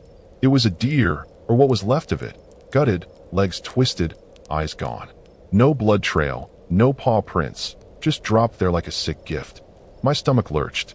This wasn't a bear or a cougar. This was disturbing as hell. I bolted back to the tent, shoving my camera and sleeping bag inside, ready to ditch everything else. But as I turned, the flashlight caught something. Movement, quick, near the truck. I swung the beam over, and there it was, a figure, tall and thin, standing by the hood. Not a hiker, not a prank. Its arms hung too low, head cocked at a freaky angle. I yelled, "Hey, what the hell?" It didn't flinch, just stared, and I swear its eyes glowed, faint and yellow. Terror pinned me in place. I fumbled for my phone, dead battery, useless, and chucked a rock instead, missing by a mile. The thing shifted, stepping closer, and I saw its face, pale, stretched, like skin pulled tight over nothing. My legs finally kicked in, and I ran for the tent, diving inside. Zipping it shut like that had saved me. My chest heaved, flashlight shaking in my grip. I listened, waiting for it to rip through the nylon, but it didn't. Instead, the ground vibrated, low, steady, like a hum you feel in your bones. Peeking through the flap, I saw it, or them. More shapes, blurry and wrong, slipping out of the trees, circling the camp. The first one stood by the truck, head swiveling toward me, and I ducked back, biting my lip to keep quiet. The air got thick, electric, and that smell hit again, stronger. I grabbed my knife, pathetic little blade, and clutched it, praying they'd leave. But then I heard it, a voice, raspy, saying, "Thane." My name. My blood ran cold. I don't know how long I sat there, frozen, listening to that hum, that smell choking me. The fire was dying, shadows stretching longer, and I realized the truck was my only shot. I'd have to run for it, past them, whatever they were. I unzipped the tent an inch, peering out. The tall one was gone, but the others lingered, drifting like smoke. My heart pounded, every nerve screaming to stay put, but I couldn't. This was bad, scary bad, and hiding wasn't working. I took a breath, gripped the knife, and bolted. The flashlight bounced in my hand, beam wild, and I sprinted for the truck, legs burning. Something brushed my arm. Cold, wet, and I swung the blade, hitting nothing. The keys were in my pocket. Thank God. And I reached the door, yanking it open. But when I looked back, the camp was empty. Tent, fire, all gone, like I'd never been there. Just the tower, looming, and those shapes closing in slow. Something was seriously, horribly wrong. I threw myself into the truck, slamming the door so hard the window rattled. My hands shook like crazy, fumbling the keys, dropping them under the seat. I cursed, diving down, fishing them out while my pulse thumped in my ears. Those things, those freaky, smoky shapes, were drifting closer, silent but fast, like they didn't need to rush to catch me. I jammed the key in, twisted, and the engine growled to life. Relief hit me for half a second. Then I saw the tall one again, right in front of the hood, grinning that awful, stretched grin. Horror doesn't even cover it. I floored it, tires spinning on gravel, aiming straight for that bastard. It didn't flinch, just stepped aside, smooth as smoke, and I shot past, fishtailing onto the road. My headlights caught glimpses, more of them, lining the trees, eyes glinting like wet glass. I gripped the wheel, knuckles white, telling myself to breathe, just get out. The truck roared, eating up distance, but my rearview mirror showed nothing but dark. Too dark, like the forest was swallowing itself behind me. The road twisted, narrow and rough, and I pushed the truck hard, scraping branches, bouncing over ruts. My phone was still dead, no GPS, no help, but I'd seen a sign for I-90 a few miles back. If I could hit the highway, maybe I'd shake this nightmare. Then the engine sputtered, just a hiccup, but enough to make my stomach drop. Not now, not freaking now. I coaxed it along, praying, and it steadied, barely. That's when the cab got cold, real cold, like someone cracked a window in January. I glanced at the passenger seat. Empty, thank God. But the chill stayed, creeping up my neck. Something thumped in the truck bed, heavy, rolling. I didn't look, couldn't, but my gut knew it wasn't gear shifting back there. I swerved around a bend, tires screaming, and caught a flash in the side mirror. A shape, clinging to the tailgate, long arms swinging. My throat locked up. This was life or death. No question. I wasn't just running from them. They were on me. I yanked the wheel, trying to shake it off, and the truck lurched, metal groaning. The thumping stopped, but I heard it. Nails or claws or whatever, scraping along the side. I floored the gas again, trees blurring past, and spotted headlights ahead. Another vehicle, coming my way. I laid on the horn, flashing my brights, desperate. It slowed, a beat-up RV, thank Christ, and I skidded to a stop beside it, kicking up dust. The driver's window rolled down, some middle-aged woman peering out, confused. "Help me, please," I yelled, voice cracking. She hesitated, then nodded, waving me over. I didn't think twice, grabbed my camera bag, bolted from the truck, and climbed into the RV's passenger side. "Go, just go," I panted. She hit the gas, the rig lumbering forward, and I twisted to look back. The truck sat there, dark, but something moved, crawling out of the bed, unfolding too tall, too wrong. My chest tightened, terror choking me. "Linda," she said, glanced at me, eyes wide. "What the hell's after you, kid?" I couldn't answer, just pointed at the road, urging her faster. The RV rattled, slow but steady, and I kept checking the mirrors. Nothing followed, at least nothing I could see. Linda muttered about cops, a gas station ahead, but I barely heard her. My hands wouldn't stop shaking, that scraping sound echoing in my head. I'd gotten away, maybe, but it didn't feel like a win. We hit a straight stretch, the forest thinning, and I let myself breathe, slumping in the seat. Linda kept driving, quiet now, and I hoped, I'd left it behind. But then she stiffened, nose wrinkling. "You smell that?" she asked. I did, sour, rotten, filling the cab. My heart sank. I turned slow, dreading it, and saw it through the back window. A shadow, low and fast, keeping pace. I hadn't escaped Jack. It was still with me, and I'd just dragged Linda into this mess too. Linda's RV chugged along, the road stretching dark and endless, and I sat there, gripping the armrest, that rotten stink clogging my lungs. She kept shooting me looks, her knuckles tight on the wheel, and I could tell she was regretting picking me up. "What's that smell?" she asked again, voice sharp. I didn't answer, couldn't. just stared at the back window, waiting for that shadow to move. It didn't, not yet, but I knew it was there, pacing us, patient as hell.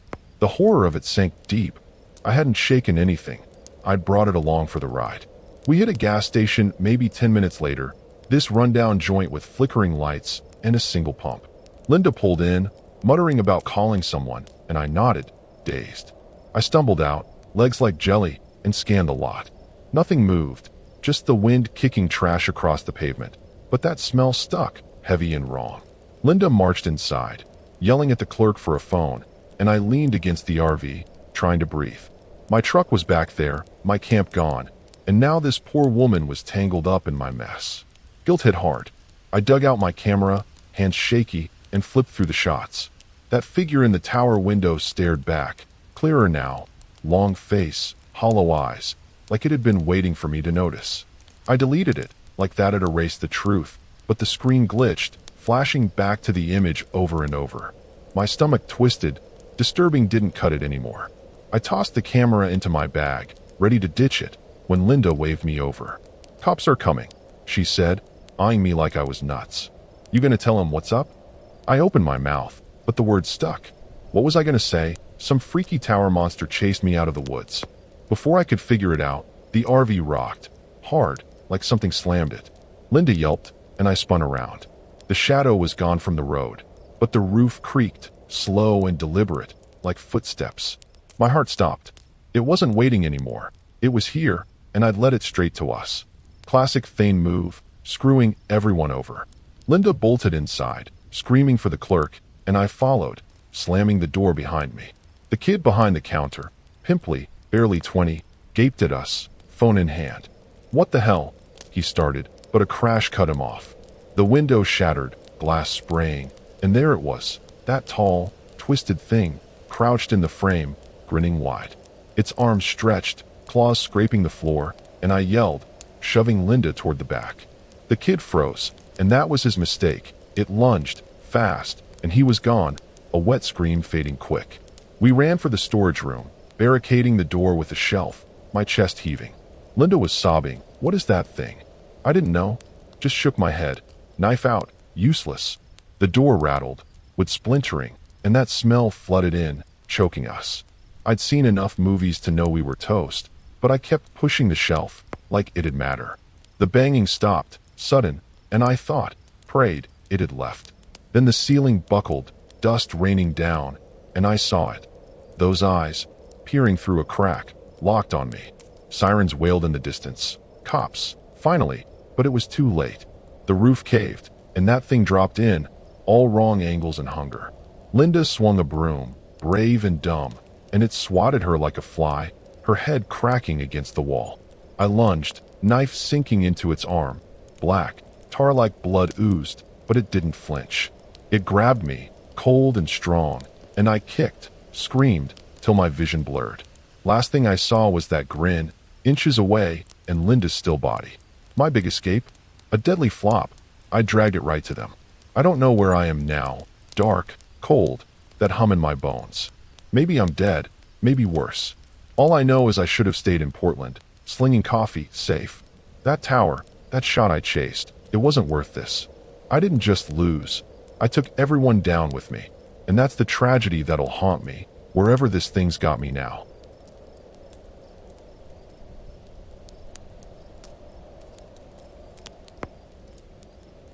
I loaded up my Toyota RAV4. Yep, my trusty SUV, and hit the road for the Cascades, aiming for a spot near an old lookout tower I'd read about online. It sounded peaceful, remote, a perfect escape. Man, was I wrong. The drive from Boise took about 8 hours, and I'll admit, I was grinning like an idiot when I crossed into Washington. The mountains loomed ahead, all rugged and green, promising something wild. I'd packed everything. Tent, cooler, a beat-up paperback about haunted forests, ironic now that I think about it. I stopped at a gas station outside Seattle, grabbed some jerky and a coffee, and asked the clerk about the tower. He gave me this weird look, muttered something about quiet up there, and handed me my change. Should have been my first clue. I got to the trailhead late afternoon, the sun dipping low, painting the sky orange. The lookout tower stood on a ridge maybe a mile off. a rickety silhouette against the horizon. It was one of those old Firewatch posts, abandoned now, all weathered wood and peeling paint. I figured I'd camp a quarter-mile downslope, close enough to hike up and check it out, but far enough to feel like I wasn't trespassing on some creepy relic. I parked my SUV, hauled my gear out, and started setting up camp. The air smelled like damp earth and cedar. Perfect, right? Setting up the tent was a hassle. I'm no pro camper, and the instructions might as well have been in another language. After 20 minutes of swearing under my breath, I got it standing, stakes hammered into the rocky soil. I built a small fire, cracked open a beer, and sat there, watching the flames dance.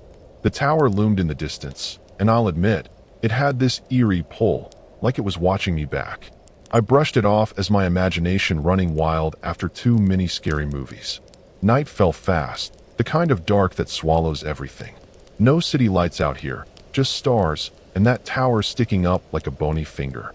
I crawled into my sleeping bag, figuring I'd sleep like a baby with all that fresh air. But as I lay there, I couldn't shake this nagging feeling, like I'd made a terrible mistake coming out here alone. I told myself it was just nerves, first night jitters in the wilderness. I mean, what's the worst that could happen, right? The quiet was heavy, broken only by the crackle of my dying fire. I zipped up my bag tighter, staring at the tent ceiling, trying to ignore how isolated I felt. Boise seemed a million miles away, and Seattle wasn't much closer.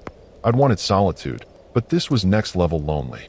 I drifted off eventually, telling myself tomorrow I'd hike to the tower, snap some pics, maybe feel like a badass explorer instead of a guy spooked by his own shadow. I woke up once in the night. Don't know what time, my phone was buried in my pack. Something fell off, but I couldn't place it. The fire was out, the air colder than it should have been for late March. I lay there, holding my breath, waiting for, I don't know what. A bear? A serial killer? My mind was already spinning horror stories, and I hadn't even been out here a full day yet. I forced my eyes shut, figuring it was just my brain playing tricks. Morning came slow, gray light creeping through the tent. I unzipped the flap, poked my head out, and saw the tower again, closer than I remembered. Mist clung to the trees, and the whole scene looked like something out of a disturbing dream. I shook it off, brewed some instant coffee over the fire, and tried to psych myself up for the day. Whatever weird vibes I was getting, I wasn't about to let them ruin my trip. Not yet, anyway. So, I'm sitting there with my coffee, trying to shake off that creepy feeling from the night before. The mist was thick, curling around the trees like smoke, and the lookout tower was still up there, staring down at me. I decided I'd hike up to it, get it over with, prove to myself I wasn't some scaredy cat who'd driven all the way from Boise just to freak out over nothing. I packed a day bag with water, a sandwich, and my phone, then locked up the SUV. The trail wasn't marked, but it wasn't hard to figure out. Just head toward the tower. The hike started easy enough. The ground was soft, pine needles crunching under my boots, and I even started whistling to keep my spirits up. But about halfway up, I hit a snag, literally. My boot caught on a root, and I went down hard, scraping my knee through my jeans. Blood seeped through the fabric, and I cursed loud enough to scare off a squirrel. I sat there, digging a Band-Aid out of my pack, feeling like an idiot. Should have stayed by the fire, I thought. After patching myself up, I kept going, but the vibe was shifting. The air got colder the higher I climbed, and the mist wasn't burning off like it should have. I glanced back at my camp, could barely see the SUV through the haze. That's when I noticed the quiet. No birds, no wind, just this heavy stillness that made my skin crawl. I told myself it was normal, just nature doing its thing, but it felt wrong, disturbing, even. I reached the tower around noon, or what I guessed was noon since the sun was a no-show. Up close, it was worse than I'd imagined. The wood was rotting, covered in moss, and the stairs leading up were half collapsed, swaying in the breeze. I snapped a few pics, trying to play it cool, but my hands were shaky. There was graffiti scratched into the base, stuff like "Leave" and "He sees," all jagged and frantic. Kids messing around, I figured, but it didn't help the knot in my stomach. I debated climbing the stairs. Part of me wanted to see the view, prove I wasn't chicken shit, but the other part, the smarter part, screamed to head back. I compromised, circling the base instead. That's when I found the hatch. It was rusted, half hidden under some boards, leading down into what I guessed was a storage space under the tower. I nudged it with my boot, and it creaked open an inch. A stale, earthy smell hit me, like something dead had been sitting there too long. I should have walked away right then. But curiosity's a hell of a drug, you know? I grabbed a stick, pried the hatch wider, and peered inside. Dark as pitch, but I could make out a ladder bolted to the wall, disappearing into the black. My phone flashlight barely dented it, just showed more rust and cobwebs. I stood there, heart thumping, trying to decide if I was brave or stupid enough to check it out. That's when I heard it, a low hum, faint, coming from down there. I slammed the hatch shut, telling myself it was the wind or some old machinery. But my gut knew better. I backed off, fast, tripping over my own feet as I headed for the trail. The hum stuck with me, buzzing in my head like a bad dream. By the time I got back to camp, I was sweaty, out of breath, and seriously questioning my life choices. The tower loomed through the trees, and I swear it felt closer, like it had moved while I wasn't looking. I thought, what's the worst that could happen? So, I'm sitting by the fire, trying to convince myself everything's fine, but that hum from the tower's still rattling around in my skull. It's late afternoon now, and the mist's thickened into this soupy fog that's swallowing the trees. I'm poking at the flames, telling myself I'm overreacting, when I notice the smell, sharp, metallic, like blood or rust. It's faint at first, drifting in with the smoke, but it's enough to make my stomach twist. I glance around, half expecting a wounded animal or something, but there's nothing. Just me and the SUV parked a few yards off. I decide to shake it off, grab a beer from the cooler, liquid courage, right? But as I pop the tab, I hear this scrape, like metal dragging on metal, coming from the ridge. My head snaps up, and I squint through the fog. The tower's silhouette is there, but it's blurry, like it's shifting in the haze. I tell myself it's the wind, maybe those rickety stairs finally giving out. But then it happens again, louder, closer, like it's not up there anymore, but down here with me. I'm on my feet now, heart pounding so hard I can feel it in my throat. I grab a flashlight, swing it toward the trees, but the beam just bounces off the fog. That's when I see it, something moving, low to the ground, darting between the pines. Too fast to be a bear, too big to be a fox. My mind's screaming horror movie cliches. Werewolf, serial killer, Bigfoot, but I shove that down. Hello, I call out, voice cracking like a dumbass. No answer, just that scrape again, off to my left now. I stumble back toward the tent, tripping over a rock and nearly eating dirt. The flashlight's shaking in my hand, and I sweep it around, catching glimpses of something. Rust-colored, glinting wet in the light, gone before I can focus. My brain's yelling at me to get in the SUV, lock the doors, but my stuff's all out here. Tent, cooler, my damn keys somewhere in the mess. I start rifling through my pack, tossing crap everywhere, when I hear it breathe. Yeah, breathe. Raspy, wet, like a busted radiator, right behind me. I spin around, flashlight up, and there it is. Maybe 10 feet off, half hidden by a tree. It's tall, hunched, with these long, spindly arms that don't look right, like they're bolted on wrong. Its head's tilted, and I can't see a face, just this dark, slick mess where one should be. My whole body locks up, and I'm pretty sure I stop breathing. It doesn't move, just stands there, wheezing, and I'm hit with that smell again. Thick, coppery, wrong. This isn't a bear. This isn't anything I've ever seen. I don't know how long we're frozen like that. Seconds, minutes. But then it twitches, and I bolt. I drop the flashlight, don't even care, just sprint for the SUV. I'm fumbling with the door, realizing I don't have the keys, when I hear it move, fast, crashing through the underbrush. I dive into the tent instead, zip it shut like that's gonna save me, and huddle there, trying not to puke. My phone's in my pocket, but there's no signal out here. Checked that yesterday. I'm screwed, and I know it. The scraping's circling now, slow and deliberate, like it's toying with me. I peek through the tent flap, and it's out there, closer, weaving between the trees. I catch more details, jagged metal sticking out of its back, dripping something black and oily. It's not human, not animal, just this scary, messed up thing. My mind's racing, piecing together the hatch, the hum, that graffiti. Did I wake something up? Did it follow me down here? I'm shaking so bad I can barely hold the flap steady. I clamp a hand over my mouth, trying to quiet my breathing, but it's no use. I'm loud as hell, panicking. The fire's dying out, and the fog's so thick I can't see the SUV anymore. That thing's still out there, pacing, and every scrape feels like a countdown. I'm stuck, no keys, no plan, just me and this disturbing nightmare I've stumbled into. One more night, I told myself. What a joke that was turning out to be. So, I'm crouched in the tent, sweating bullets, listening to that thing scrape around outside like it's got all the time in the world. My heart's hammering so loud I'm sure it can hear it. And I'm kicking myself for not grabbing the keys earlier. They're out there somewhere, probably by the fire pit where I'd been messing with my pack. I've got no weapon, unless you count a half-empty water bottle, and the tent's about as protective as a paper bag. I've got to move, or I'm dead meat. I take a shaky breath, unzip the flap just enough to peek out. The fog's choking everything, but I spot the fire, flickering low, maybe 20 feet off. The SUV's beyond it, a blurry shape in the haze. That thing's still lurking, its shadow slipping between trees to my right. I figure if I'm quick, I can grab the keys and haul ass to the truck before it catches me. Big if, but sitting here waiting to die sounds worse. I count to 3 in my head, then bolt. I'm halfway to the fire when my foot snags a root. Same damn one from earlier, I bet, and I go down hard, eating dirt. Pain shoots up my scraped knee, but I scramble up, glancing back. It's moving now, fast, those long arms swinging like they're cutting through the fog.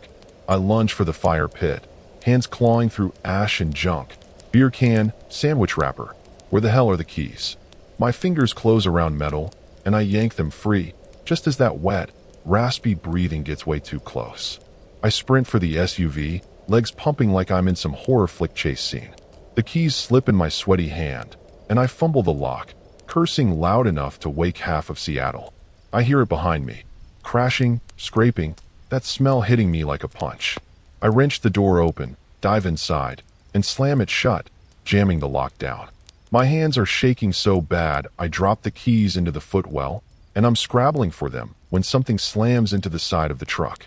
The whole SUV rocks, and I yelp, twisting to look. It's right there, pressed against the window, those spindly arms splayed out, smearing black gunk across the glass. I can't see its face, just that slick, dark mess, but it's staring, I know it is. I finally snag the keys, jam them into the ignition, and the engine roars to life. I don't think, just stomp the gas, peeling out, tires spinning on pine needles as I fishtail down the trail. I'm bouncing over rocks, branches smacking the windshield, barely seeing through the fog. That thing's keeping pace, darting alongside, a blurry nightmare in my peripheral. I swerve hard to miss a tree, and it slams the truck again. Metal groans, and I'm pretty sure the passenger door's dented to hell. I'm yelling now, pure panic, flooring it like my life depends on it, because it does. The trail's a mess, but I don't care. I just need distance from that scary, messed up thing. That tower's back there somewhere, and I'm starting to think it's not just some old ruin. The road twists, and I'm flying past a sign. Too fast to read, but I catch Seattle, and an arrow. Civilization's close, maybe 30 miles, but my gas gauge is dipping low. I'd been planning to fill up tomorrow, not escape a horror show in the middle of the night. The truck's rattling, something's loose from the hits it took, and I'm praying it holds together. I keep checking the mirrors, half convinced that thing's gonna lunge out of the dark, and I'm not sure I've really gotten away yet. So, I'm tearing down this gravel road, the SUV shaking like it's about to fall apart, and I'm still tasting that metallic stink in the back of my throat. The fog's thinning out a little, enough to see the outlines of trees whipping by, but I'm not slowing down, not with that thing still burned into my brain. I keep checking the mirrors, expecting those long, freaky arms to come clawing out of the dark. My gas light's blinking now, and I'm cursing myself for not filling up in Seattle. I'm so close to getting out. I can feel it, but close doesn't mean safe. The road spits me onto a paved stretch, some backwoods highway, I guess, and I spot a sign. Seattle 28 miles. My hands are cramped from gripping the wheel, but I'm starting to think I might actually make it. I crank the heat, trying to shake the chill that's settled into my bones, and fumble for my phone. Still no signal, but I figure I'll hit a bar soon enough to call someone. Cops, a priest, anybody. That's when I notice the headlights flickering. Not good. I'm maybe 10 miles in when the engine sputters. Once, twice, then dies. The SUV coasts to a stop, and I'm stranded on the shoulder, middle of nowhere, with nothing but trees and that creepy silence pressing in. I slam my fist on the dash, yelling every swear I know. Out of gas, perfect timing. I dig through the glove box. Half a granola bar, a dead flashlight, no flares. I'm screwed, and that disturbing feeling's creeping back, like I didn't leave the horror behind after all. I lock the doors, hunker down, and tell myself I'll flag someone down come morning. But it's not even 5 minutes before I hear it. Faint at first, that same scraping sound, metal on metal, drifting through the trees. My stomach drops, and I twist around, scanning the dark. The fog's rolling in again, thicker, and I can't see more than a few feet past the windows. I hold my breath, praying it's just my imagination, but then the truck shakes. Something brushed it hard. I'm frozen, staring out the windshield, when I see it, those spindly arms, slinking out of the fog, dragging that messed up body behind. It's slower now, like it's savoring this, and that slick, faceless head tilts my way. I scream, slamming the horn, hoping to scare it off or wake up half the state, anything. It doesn't flinch, just keeps coming, and I realize my big mistake. I didn't escape. I just let it out of the woods, and now there's no tower, no camp, just me and this scary thing on an empty road. The window cracks under its weight as it presses in, glass spiderwebbing, and I'm kicking at the dash, trying to shrink into the seat. I should have stayed in Boise, should have never gone near that hatch. Hell, I should have turned back at the gas station when that clerk gave me the stink eye. The truck groans, metal bending, and that wet breathing fills the air. I claw at the door on the passenger side, but it's too late. It's inside, and I'm not fast enough. I don't know how long I fight, but it's all fists and panic, no real chance. The last thing I see is that black, oily mess where a face should be, and the last thing I feel is cold, sharp, tearing cold. Morning comes eventually, I guess, because some trucker finds the SUV later, doors ripped off, blood all over the seats. They'll call it a bear attack, maybe, or some psycho on the loose, but I know better. That tower's still out there, and whatever I let loose isn't done. I'm gone now, just another tragic story, and if you're ever near Seattle, driving past those woods, don't stop. Don't look for the lookout tower on the ridge. Trust me, you don't want to know what's waiting up there, or what might follow you home. I made that mistake, and it cost me everything.